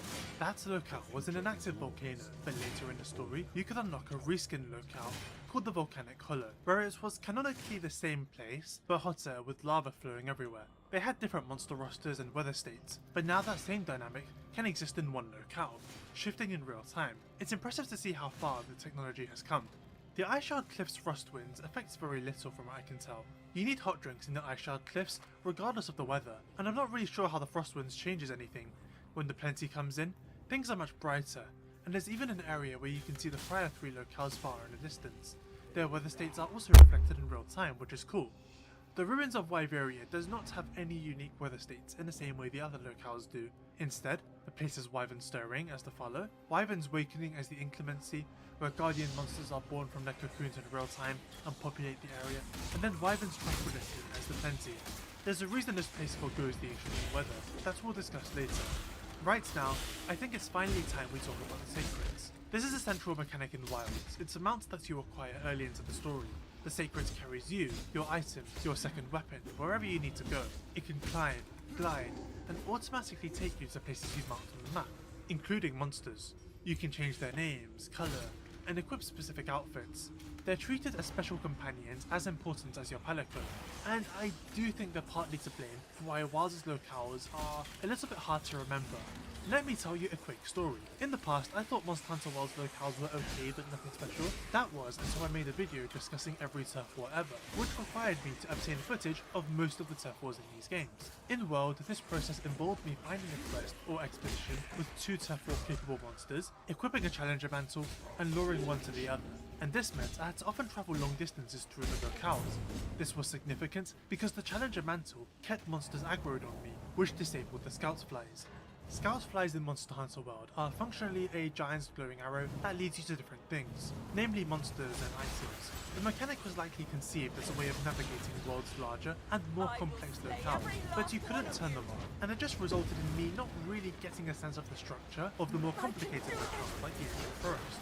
This giant glowing arrow is telling me where to go. Why should I learn the layouts? The scout fly simply told me where to go, so I followed. No thinking required. The Challenger Mantle, however, required me to navigate around on my own, and really gain an appreciation for the structure of the locales and the monster behaviours. For example, one time I was luring Rathalos and went through a tunnel. To my surprise, he followed me right through, squeezing himself in. I had never seen that before and I was really impressed. The Sacred Autopathing is basically the same thing as the Scout Flies. I kind of don't need to learn the layouts of the locales because the bird just takes me straight to the targets no matter what. There is an option to control the Sacreds manually, so it's better than the Scout Flies in that sense, and if automatic travel undermines a huge part of the game, maybe I shouldn't use it. But at the same time, it is the better option, isn't it? The locales have many different pathways, and the Sacred takes the best one most of the time. On top of that, it's nice to have an automatic mount. I'm one of the 17 people to actively use horses in Breath of the Wild, because while they don't automatically take you to your destination, they do follow pathways, which lets me relax a little bit. The Sacreds do the same but more extreme, and are mandatory. You need Sacreds to change weapons, to access quest supplies, and to traverse certain pathways between zones. Particularly in the Iceshard Cliffs, you also can't choose to leave the Sacreds at home. I said the Sacred's autopathing undermines exploration. That's not to say there's no incentives. You can still go around gathering items, the process of which has been made simpler by the hook stick. Despite its latent touch toward DNA, I do love this thing. It really meshes well with the Sacreds. It allows you to grab items from a long distance. This means you could be riding the Sacred to the monster, and in the meantime you can actively be looking around and just grabbing items that are nearby. You can't grab everything. For example, ore veins and bone piles require you to actually get off and approach them, but everything else can be grabbed from a distance. This has actually led to more interesting item placement in the locales, because in the past, everything had to be foot level for you to walk up and grab them. Now they can be on the walls, the ceiling, encouraging you to look around more. Not everything has to be within arm's reach anymore. I was talking about incentives for exploration. Monster Hunter World and Rise introduced the concept of subcamps. You had to explore the locales to find suitable locations, and then fulfill an objective to craft them. These spots were predetermined positions, and you could skip travel to them at will, restock your items, or change your gear while inside. Wilds also has these subcamps, but this time there's several locations scattered around the huge locales, and you're limited to picking 5 only, which means there's real choice in where you can place them. This is important because unlike World and Rise, many of these subcamp spots are out in the open, so monsters can and probably will destroy them if you're too exposed. You can see the danger level each spot is in when crafting them, which factors into your decision. There's an element of risk-reward here, because the most dangerous spots are often the best ones, positioned so you can quickly rush back into the combat. But there's a good chance they'll get destroyed mid-fight, making them useless unless you go out of your way to repair them, which is trivial but also quite annoying. And in general, there's just other things you'd rather be doing, right?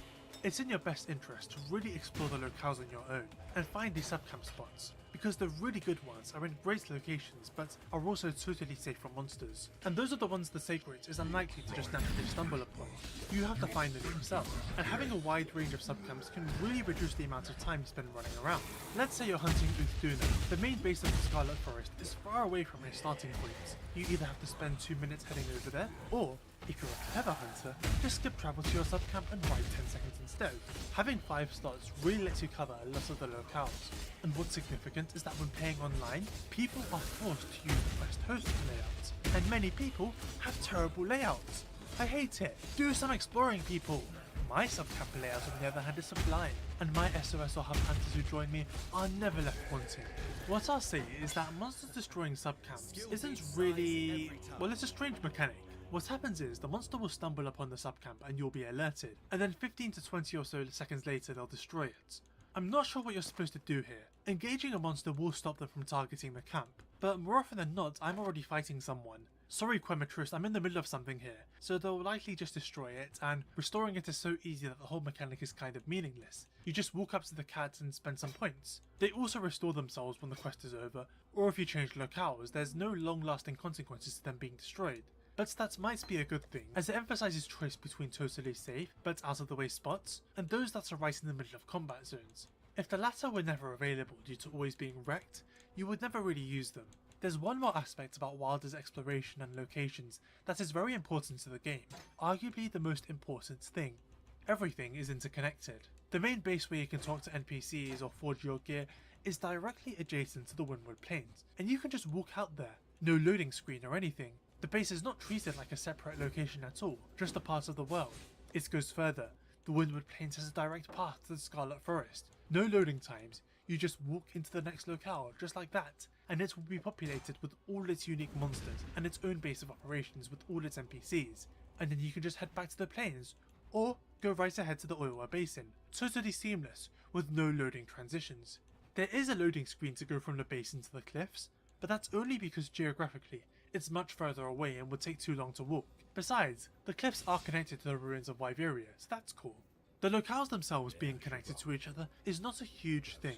Gameplay wise, they don't play a massive role because monsters don't cross over.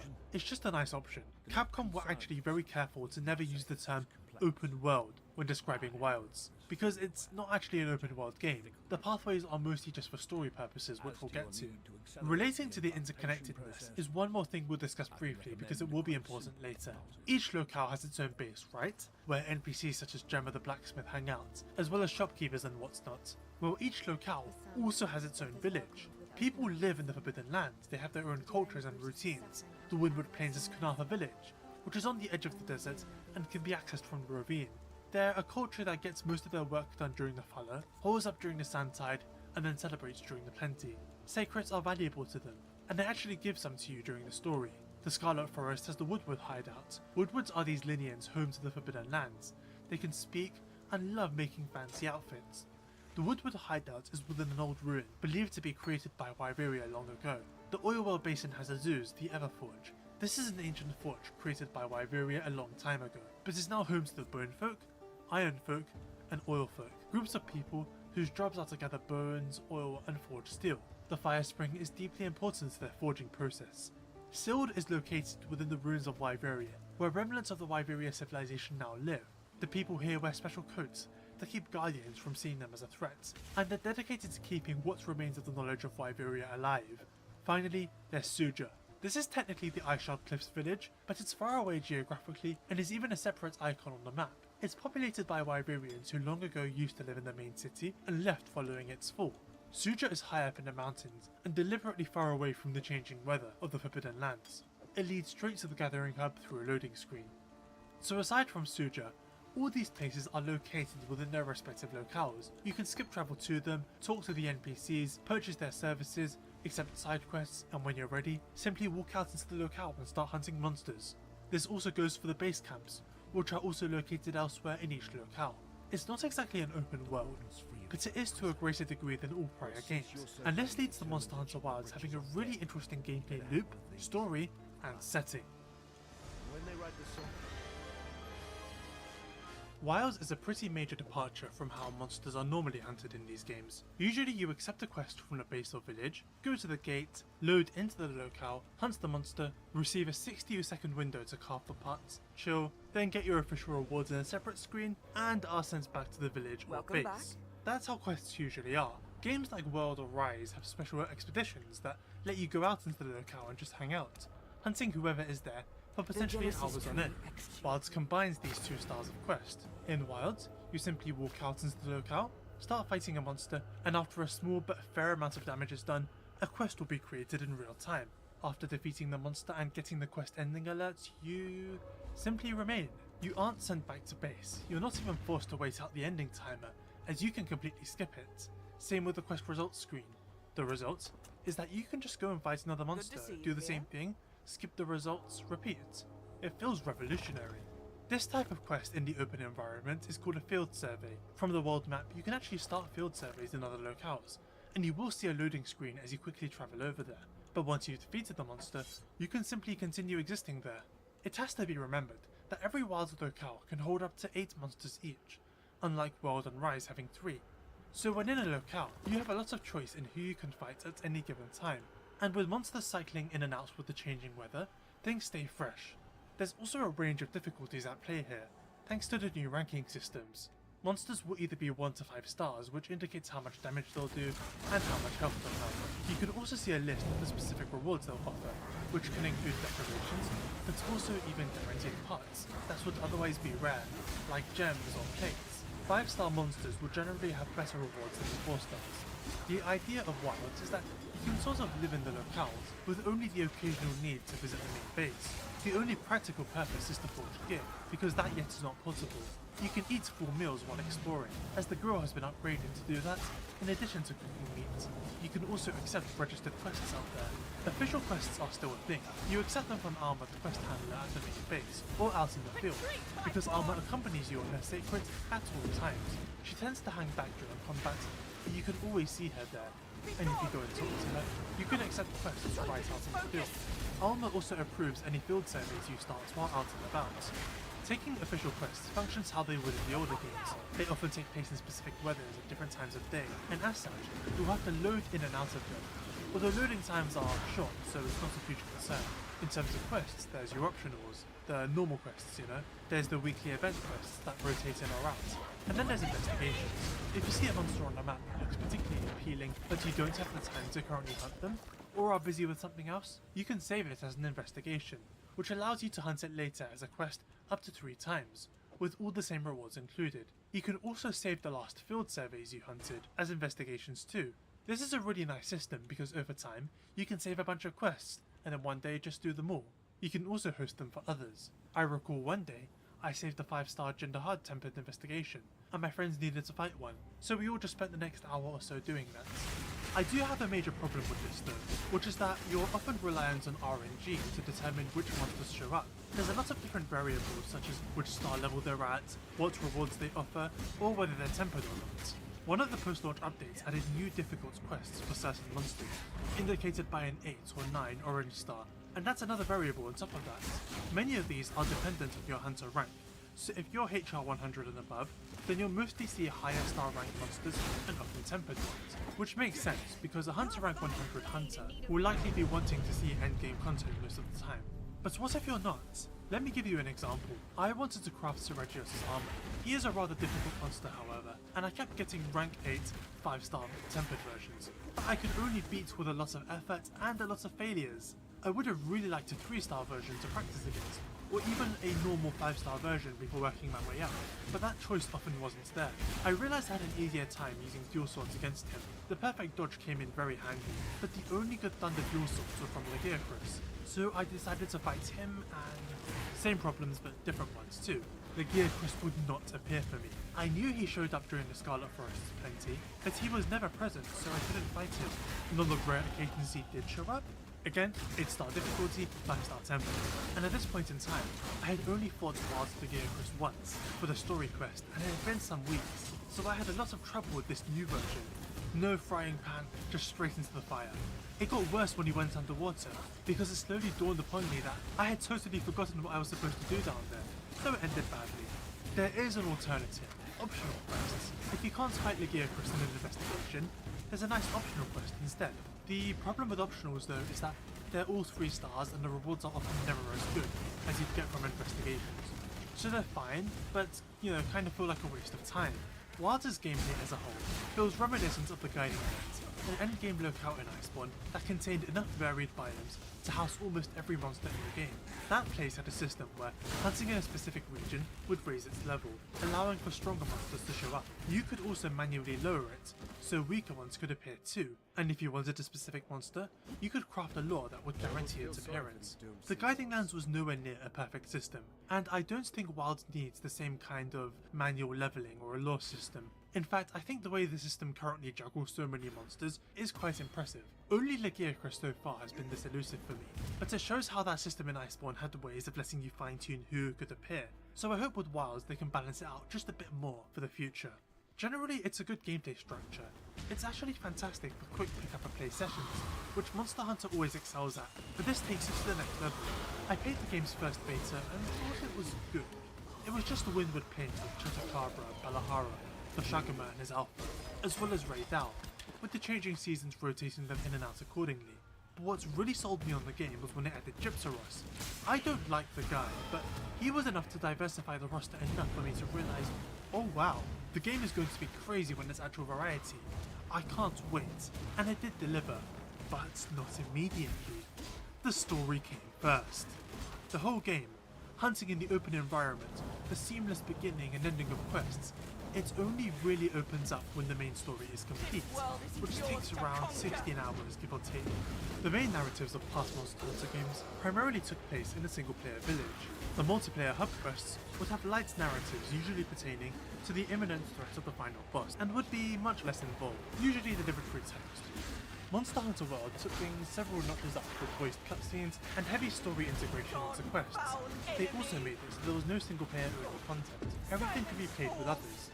Rise took a bit of a step back to the village and hub dynamic, but generally the story is a vehicle to the new quests.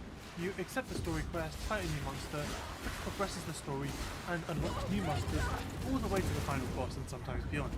With Wilds, the best way to describe the story is a guided tour of the Forbidden Lands. Its mechanical purpose is to lay out the entire chessboard of the game so it can finally begin in high rank. Wilds' story begins with a boy called Nata being evacuated while a huge white monster attacks his village. He's told to run by a man named Tashin. We then cut to a Hunters Guild airship patrolling around. They spot Nata and rescue him. The leader of the group, Fabius, realizes that Nata has arrived from a region that has been declared off limits for centuries and was thought to be uninhabited, and this prompts him to declare that an investigation is needed. A time skip of several years later, and you, the hunter, are tasked along with the research division to find Nata's people, known as the Keepers, and then reunite the boy with them, and find out what's up with that monster, referred to as the White Wraith. This journey takes you firstly to the Windward Plains, where you rescue a girl and her brother named Nona and Yesai respectively from a horde of Balahara and Chatakabra respectively. Before meeting their village of Kunafa, you help them out with their problems, they give you their secrets, and you head to the Scarlet Forest where you run into the Woodwoods, all the while asking about the Keepers. Story missions are initiated by talking to the relevant NPC to depart, usually either Alma or Nata. You don't accept an urgent quest or assignments like in World or Rise, and the mission is usually to check something out. Let's visit Kunafa village to ask questions. Let's check up on those felines who should have brought us supplies by now, and the monster encounter is usually a surprise byproduct of this endeavour. This was also true of World, but Wilds has a much bigger cast of characters, so the scenarios are often more varied. The story is also very restrictive, for reasons that kind of make sense, but also result in the storytelling being very unconventional for Monster Hunter. I talked about the changing seasons earlier, the Plenty, Fallow and Inclemency, and how crucial they are for shifting around the roster of each locale. Well, for the duration of the story, the seasons are locked, as they only change based on what's happening in the plot, which sounds really lame, right? But it is important, and in my opinion, utilised quite well within the story. I don't want this to be a plot summary, because that's the lamest way to review any story, but I'll talk about this one segment in detail here, to illustrate my points about the seasons being tied to the story. When you enter the Forbidden Lands, the Fallow is the current season. Before you can ask the Kunafa villagers about the Keepers and the White Wraith, you're asked to leave by their chief, Zato. We caught them at a bad time apparently. You're also asked to hand back the Sacred you borrowed from Lisai. On the way out, we run into Doshagama, dangerously close to the village. Arma and the Hunter notes that the villagers don't really have weapons or anything suitable for hunting a monster, and speculate as to how they keep them away. Upon getting back, we're tasked with finding out where some felines delivering our supplies have gotten to, only to find them being chased by Chronicles. We chase them down, and in the nick of time, Yasai shows up with 2 extra Sacreds in tow. He decided, you guys will take care of them just fine. Following that, we receive a formal invite to Kunafa while Zato is out, and after being served a very delicious meal and asking about the Keepers, we find that monsters are kept away from the village by these gem giants that are crafted from fulgurite. They happen to sound like a monster that beasts like Doshagama fear, so they stay away from the village. Yasai says that Zato wants us to leave because the villagers are all quite busy preparing for an incoming sandstorm, a moderately regular occurrence that they need to stay pulled up during. However, the sandstorm is necessary for the villagers once it's over, all life is restored to the earth, and their patience is rewarded with a whole season of bounty, which surprises Alma because as far as we know, this is just a wasteland. Kunafa sadly does not know anything about Nata's people, but they give us an important clue. There's a forest where we might be able to learn more. So we make our way into the Scarlet Forest, and after a series of misadventures involving the Woodwards, stolen Artadites, a terrifying encounter with Lalabarina, and some Doshagama tracking, we're able to learn that not only has the White Wraith been sighted in the forest, but Doshagama have begun travelling in packs, which heavily emboldens them. What does that mean? They're not going to be scared of the Wind Giants. You head back to Kunafa, and they suggest alerting Zato, who is out right now. So you travel to him only to discover he's being hunted by a horde of Valahara. You defeat them and rescue him. But as you're about to evacuate the village, the Doshagama pack finally attacks, going straight into the village. This leads into one of the coolest sequences in the game, where you have to get the pack out of the village, and then kill the Alpha Doshagama. Mid-quest, the season changes into the Sandside, and you have to fight him during the raging storm. And once he's beaten, it transitions into the Plenty. This is your formal introduction to the weather changing mechanic in Monster Hunter Wilds. The game handles other weather changes in different locales like this too, and it leads to some incredible moments later on. The plot I described spans Hunter ranks 1 to 2. It comprises the best and worst aspects of Wilds' approach to story. Many of these story segments have walk and talks, which are a type of gameplay that involve your character heading to a destination alongside one or more other characters at a fixed pace while they discuss things. They are quite common in Western games as a way of delivering story while maintaining some level of interactivity, as opposed to a cutscene. In the case of Wilds, it's the Hunter, Palico, Arma, Nata, and sometimes Gemma the Blacksmith, discussing the environment in the Forbidden Lands, and the state of affairs, their next objectives, new developments, and more. The dialogue is decent, often funny, and really highlights what makes the environment unique. What really makes Wilds' story unique compared to other Monster Hunters is that for the first time ever, our Hunter has a personality, and a real speaking voice for that Hunter. I'm trying to help you.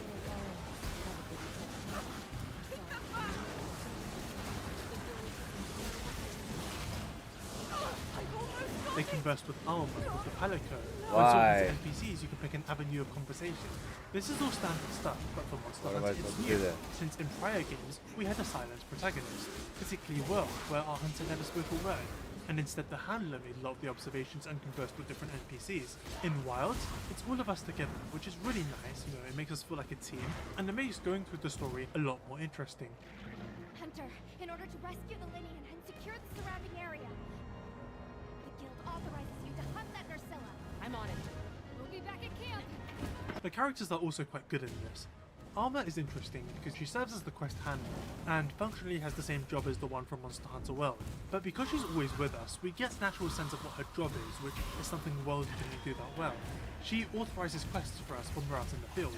She takes notes on things, researches, logs it all down. She has observations on the environment, and because our hunter and pelican can talk with her, it leads to interesting dialogue all around. She has an interest in archaeology, which leads to an amusing moment when the Woodwoods raid our camp and steal some of her personal items. She was the one who found Nata, and interestingly enough, the only reason we're on the team is because she specifically picked us. There's other characters too. Gemma the Blacksmith is actually a returning character from Monster Hunter 4, which funnily enough, gives us a huge idea of how much time has passed between games, as she was a child back then. Gemma accompanies us for huge chunks of the low rank story, as sometimes we'll be holed up somewhere and we'll need a forge. She has a little arc involving Azuz, where she kind of identifies with a young girl who is in the same position she was once in, which is a neat callback. She doesn't really join you as much for the high rank story, and her absence is felt, I think. There's Olivia, the hunter of another unit called Astra. Our unit is Avis, I should have said that earlier. She wields a hammer and is cool, but sometimes doubts our abilities a little. Nothing mean, but she doesn't really know us, and so often takes the lead on things until later in the story, where she trusts us a lot more. Olivia often fights alongside us against monsters like Uthduna, Ajarakan or Genderhard, which is cool.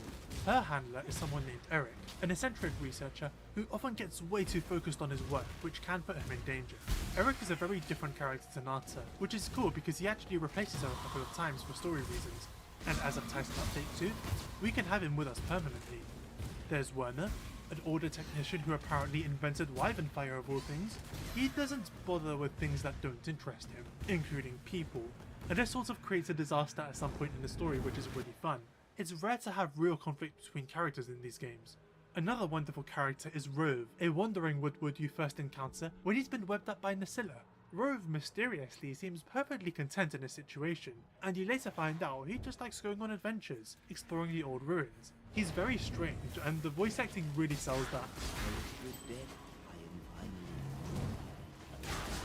Rove helps you with lots of things throughout the game story, but sometimes gets you into trouble too. What's really funny is that sometimes when hunting in the Ishard Cliffs in your own time, you can occasionally find him webbed up again, and freeing him will grant you a little reward.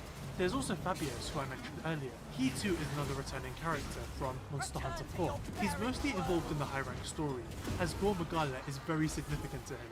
This is sort of building on the events of Monster Hunter 4, where Gore Magala almost killed him. Fabius on some level still hasn't gotten over that, which leads to some interesting moments. Because of how the story is structured, you can often just rapid fire the missions, which makes the pacing really nice. The plot is always progressing, and there's always a monster hunt of some kind at the end. You don't really know who it's going to be either, which can make for a fun surprise when your target appears, seeing how they'll fit in with the objective you're trying to complete. On the other hand, the story is very restrictive in terms of what it lets you do, which is a huge point of contention for a lot of people, including myself to an extent. Many of these story missions are not so much movement talks as they are rider tools, because you're riding in Sacred a lot of the time. You cannot control where it goes or how fast. You can look around and grab things with a hook slinger, but you're mostly just sitting there, waiting to reach your destination while the characters talk.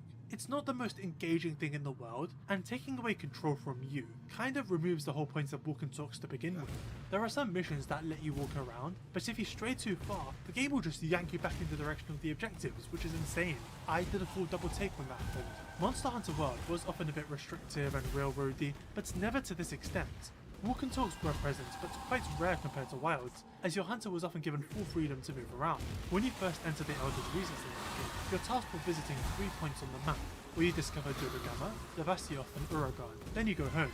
You can reach those points at your own pace on foot, but I feel like if this was in Wilds, they would have just bound you to the Sacred and had it reach those destinations on its own. I think this factors into why it's harder to get a sense of the locales.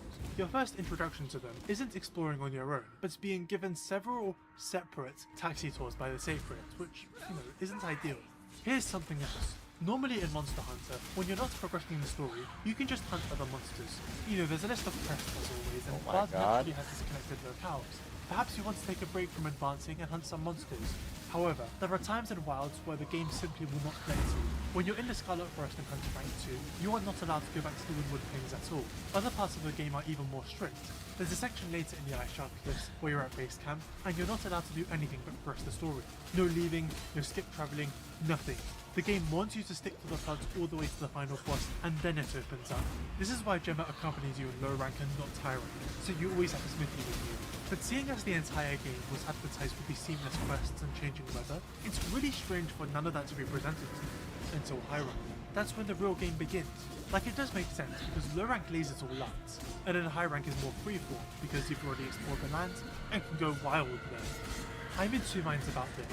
Yes, it's a guided tour through the Forbidden Lands that heavily restricts what you're allowed to do until it's completed. A huge departure from how Monster Hunter stories are usually handled. That part sucks. On the other hand, it's a guided tour through the Forbidden Lands, which just so happens to be the most interesting setting we've ever seen from these games.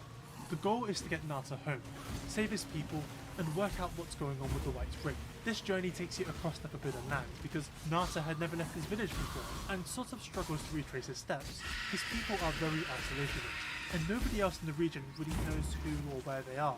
Over the course of the game, the characters slowly begin to realize that the weather inclemencies are entirely artificial creations, caused by this huge structure called the land spine they find in various caves throughout the whole region.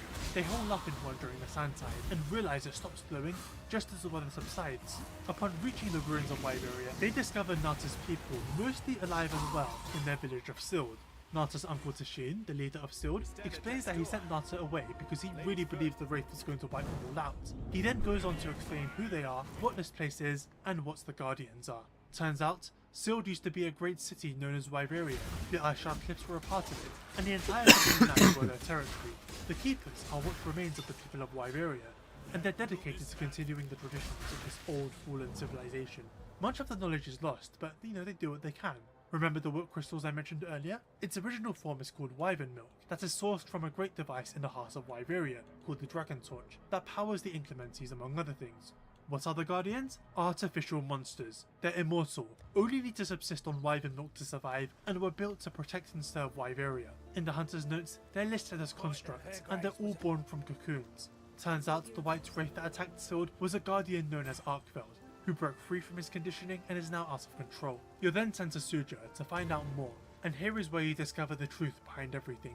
The Inclemencies had different purposes. The thunderstorms in the Windward Plains were designed to kill monsters, the fire spring in the Oil Basin was to forge materials, and the downpour in the Scarlet Forest was to wash away any toxins produced from that.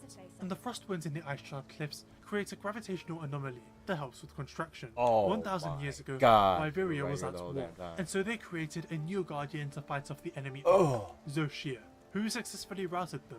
Zoshir then turned on his creators and totally collapsed the civilization before going to sleep. The survivors split into two groups, one dedicated to continuing the traditions of Wyveria, who became the Keepers of Sild, and those who wanted nothing to do with any of it and moved to Suja. Throughout the story of Wilds, weather inclemencies start occurring at unnatural rates, and it is discovered that Zoshir is absorbing the energy from the Dragon Torch. He is very close to waking up. So this leads to a very interesting dilemma for the characters. Do we evacuate everyone living in the Forbidden Lands to escape the wrath of Zoshir, or do we turn off the Dragon Torch, which will likely just kill him, while also ending everything, namely the Inclemencies as well as Wyvern Milk and Guardian production? The idea of stopping the Dragon Torch is genuinely cataclysmic when you consider that, despite each Inclemency being designed for specific purposes, life has evolved around them now.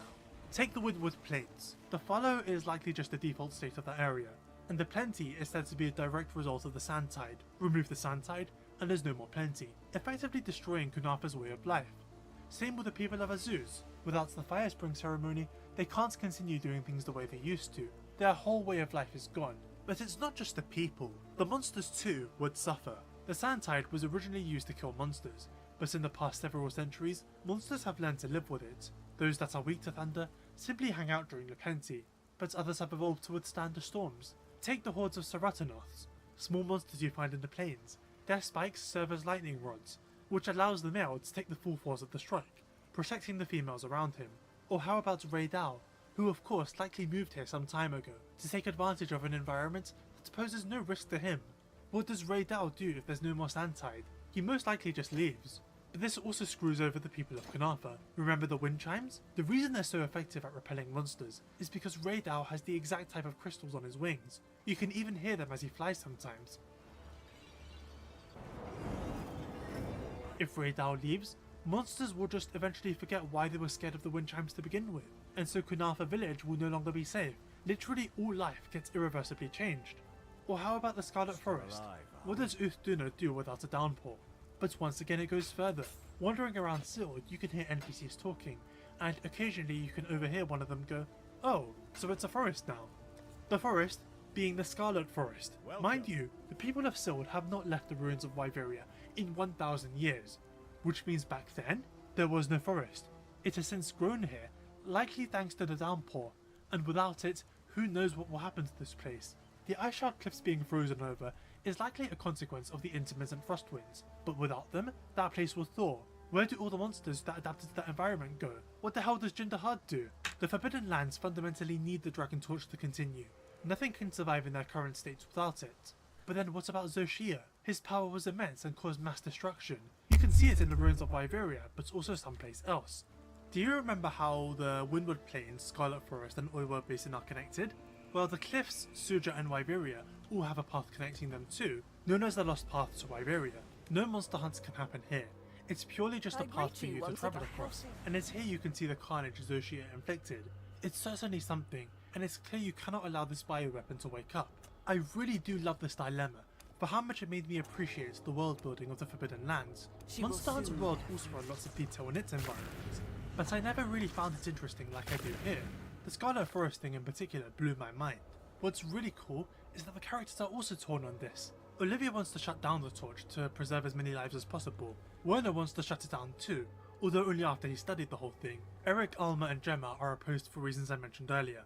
Our hunter ends up selecting the secret third option. We wake him up and do battle. During the course of the battle, Zoshia begins transforming. First his face, which transforms into some kind of malformed dragon head with horns growing at weird angles. Then his wing arms change from that of a seraph to a giant beast's, and finally, he transforms fully black, and each change grants him new attacks.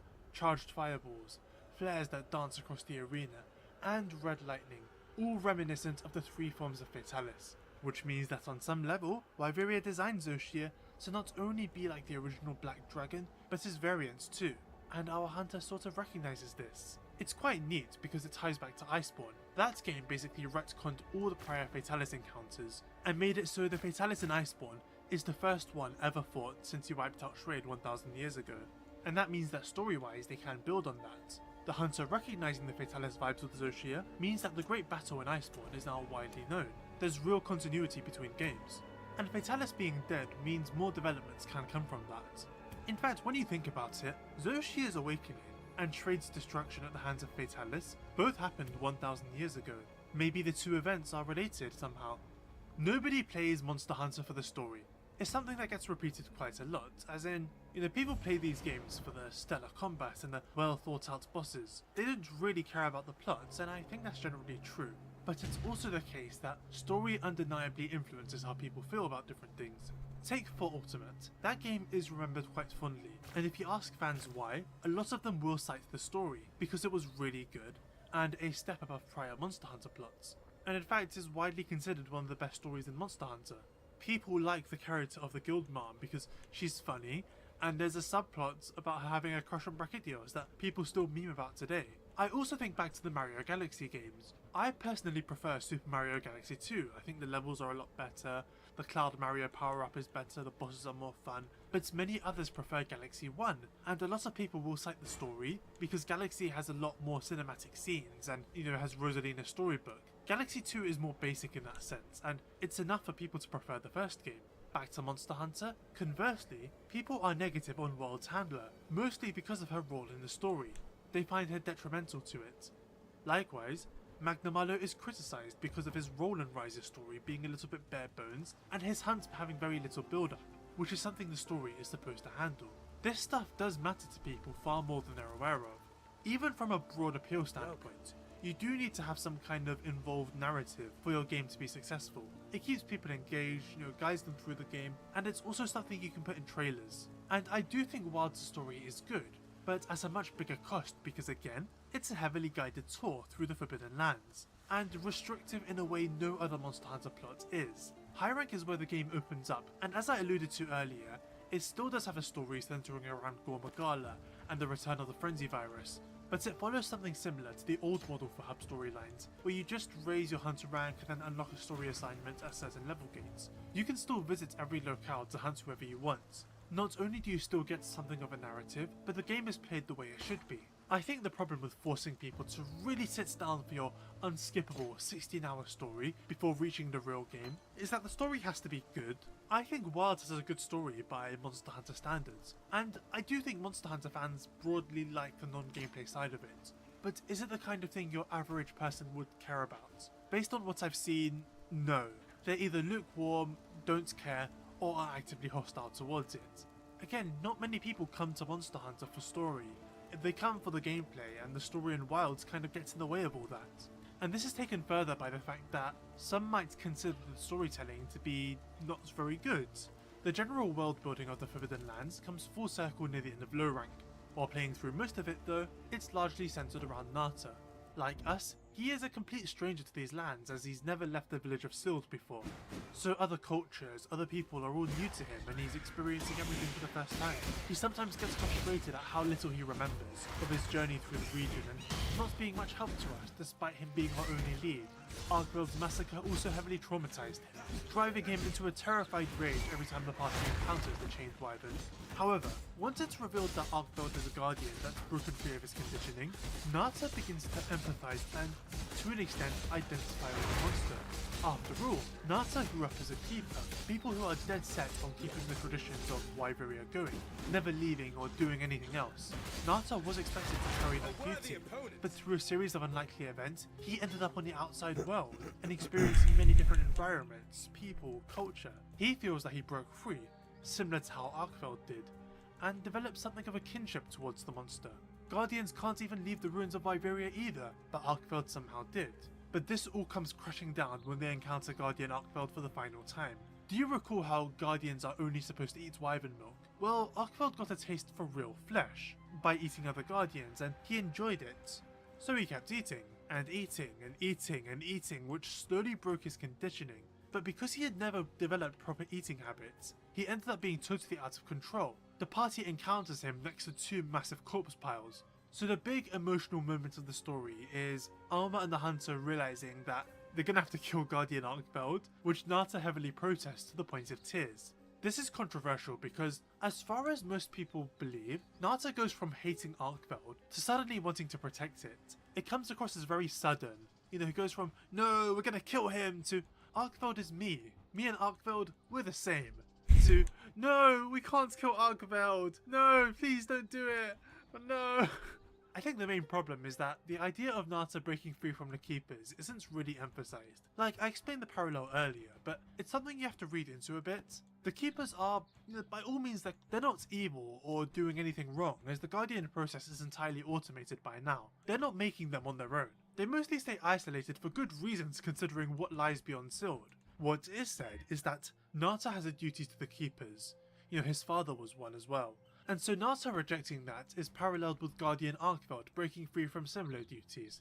I don't know though, I mean, I guess the thing is, prior to Arkveld's attack, like I said, Nata never knew anything other than the Keepers and the life they had. But now he's had a taste of the outside world, he simply can't go back to the way he was. Just like Guardian Arkveld, who, like I said, he's the only Guardian to be seen outside of Wyveria. And I think that makes sense, but perhaps the story could have been more clear with it.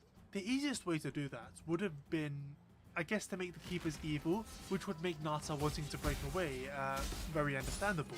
But that's a bit heavy-handed, and really the Keepers not being evil in any way makes Nata's situation all the more interesting. There wasn't anything wrong with his prior state, but now he wants to experience new things because he knows a world outside of Sild exists, and I think that's quite relatable. I find it's very interesting that Monster Hunter has been playing with the idea of people personifying or identifying with monsters as of late, such as Fiorane in Sunbreak, and a certain character in stories too. Both times they project certain desires onto these monsters, only for the story to counter them and confirm that no, this thing doesn't want to protect the kingdom, or rebirth the world. It just wants to respectively guard its territory or live. And now we've seen the same with Guardian Arkveld, where Nata goes, Arkveld is just like me, only to face the cold hard truth that he's just a wild animal. It's also worth mentioning that Nata isn't the only character to be conflicted about killing him. Alma can barely give the order right. Continued preservation.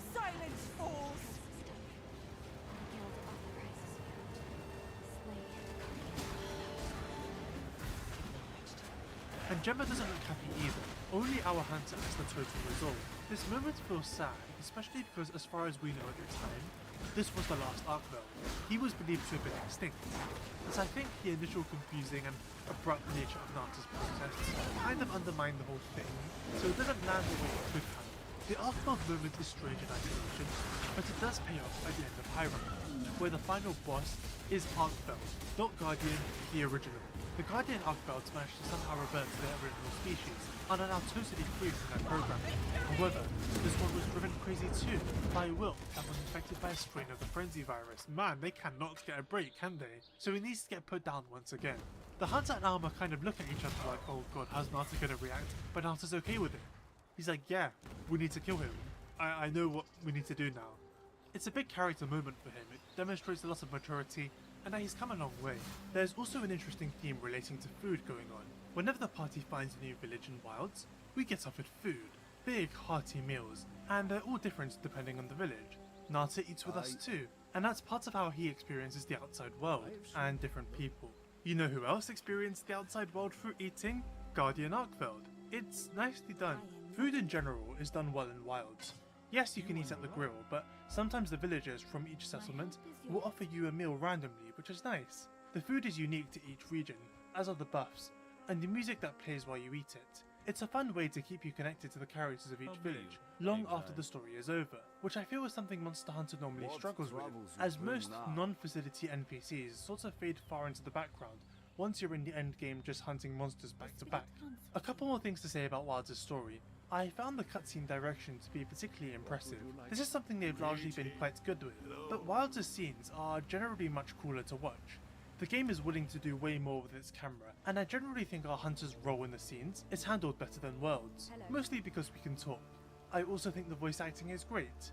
Again, not something I believe World or Rise did badly at all, but this story asked slightly more from the actors than World did. Something I was surprised about was the Palico being voiced in English. This is new to Wilds, and initially based on the beta, I was quite iffy. In my review of the beta, you can actually hear me say that the feature wasn't for me and I'd be turning it off. I'm coming too! The Palico, however, I had to turn the meows back on. I gave it a fair shot, but I simply couldn't do it. But in the full game, I had it enabled because I found it quite adorable, and it enhanced the experience. The Palico feels more like an involved character as a result. I also like how Wilds' story emphasizes the difference between a hunter and a normal person. We learn that hunters are forbidden from using their weapons against people, for instance. The story is also willing to constantly put NPCs in danger. In the beginning, we see Nona of Kunalfa village being attacked by Balahara, or Yisai by Shatakara.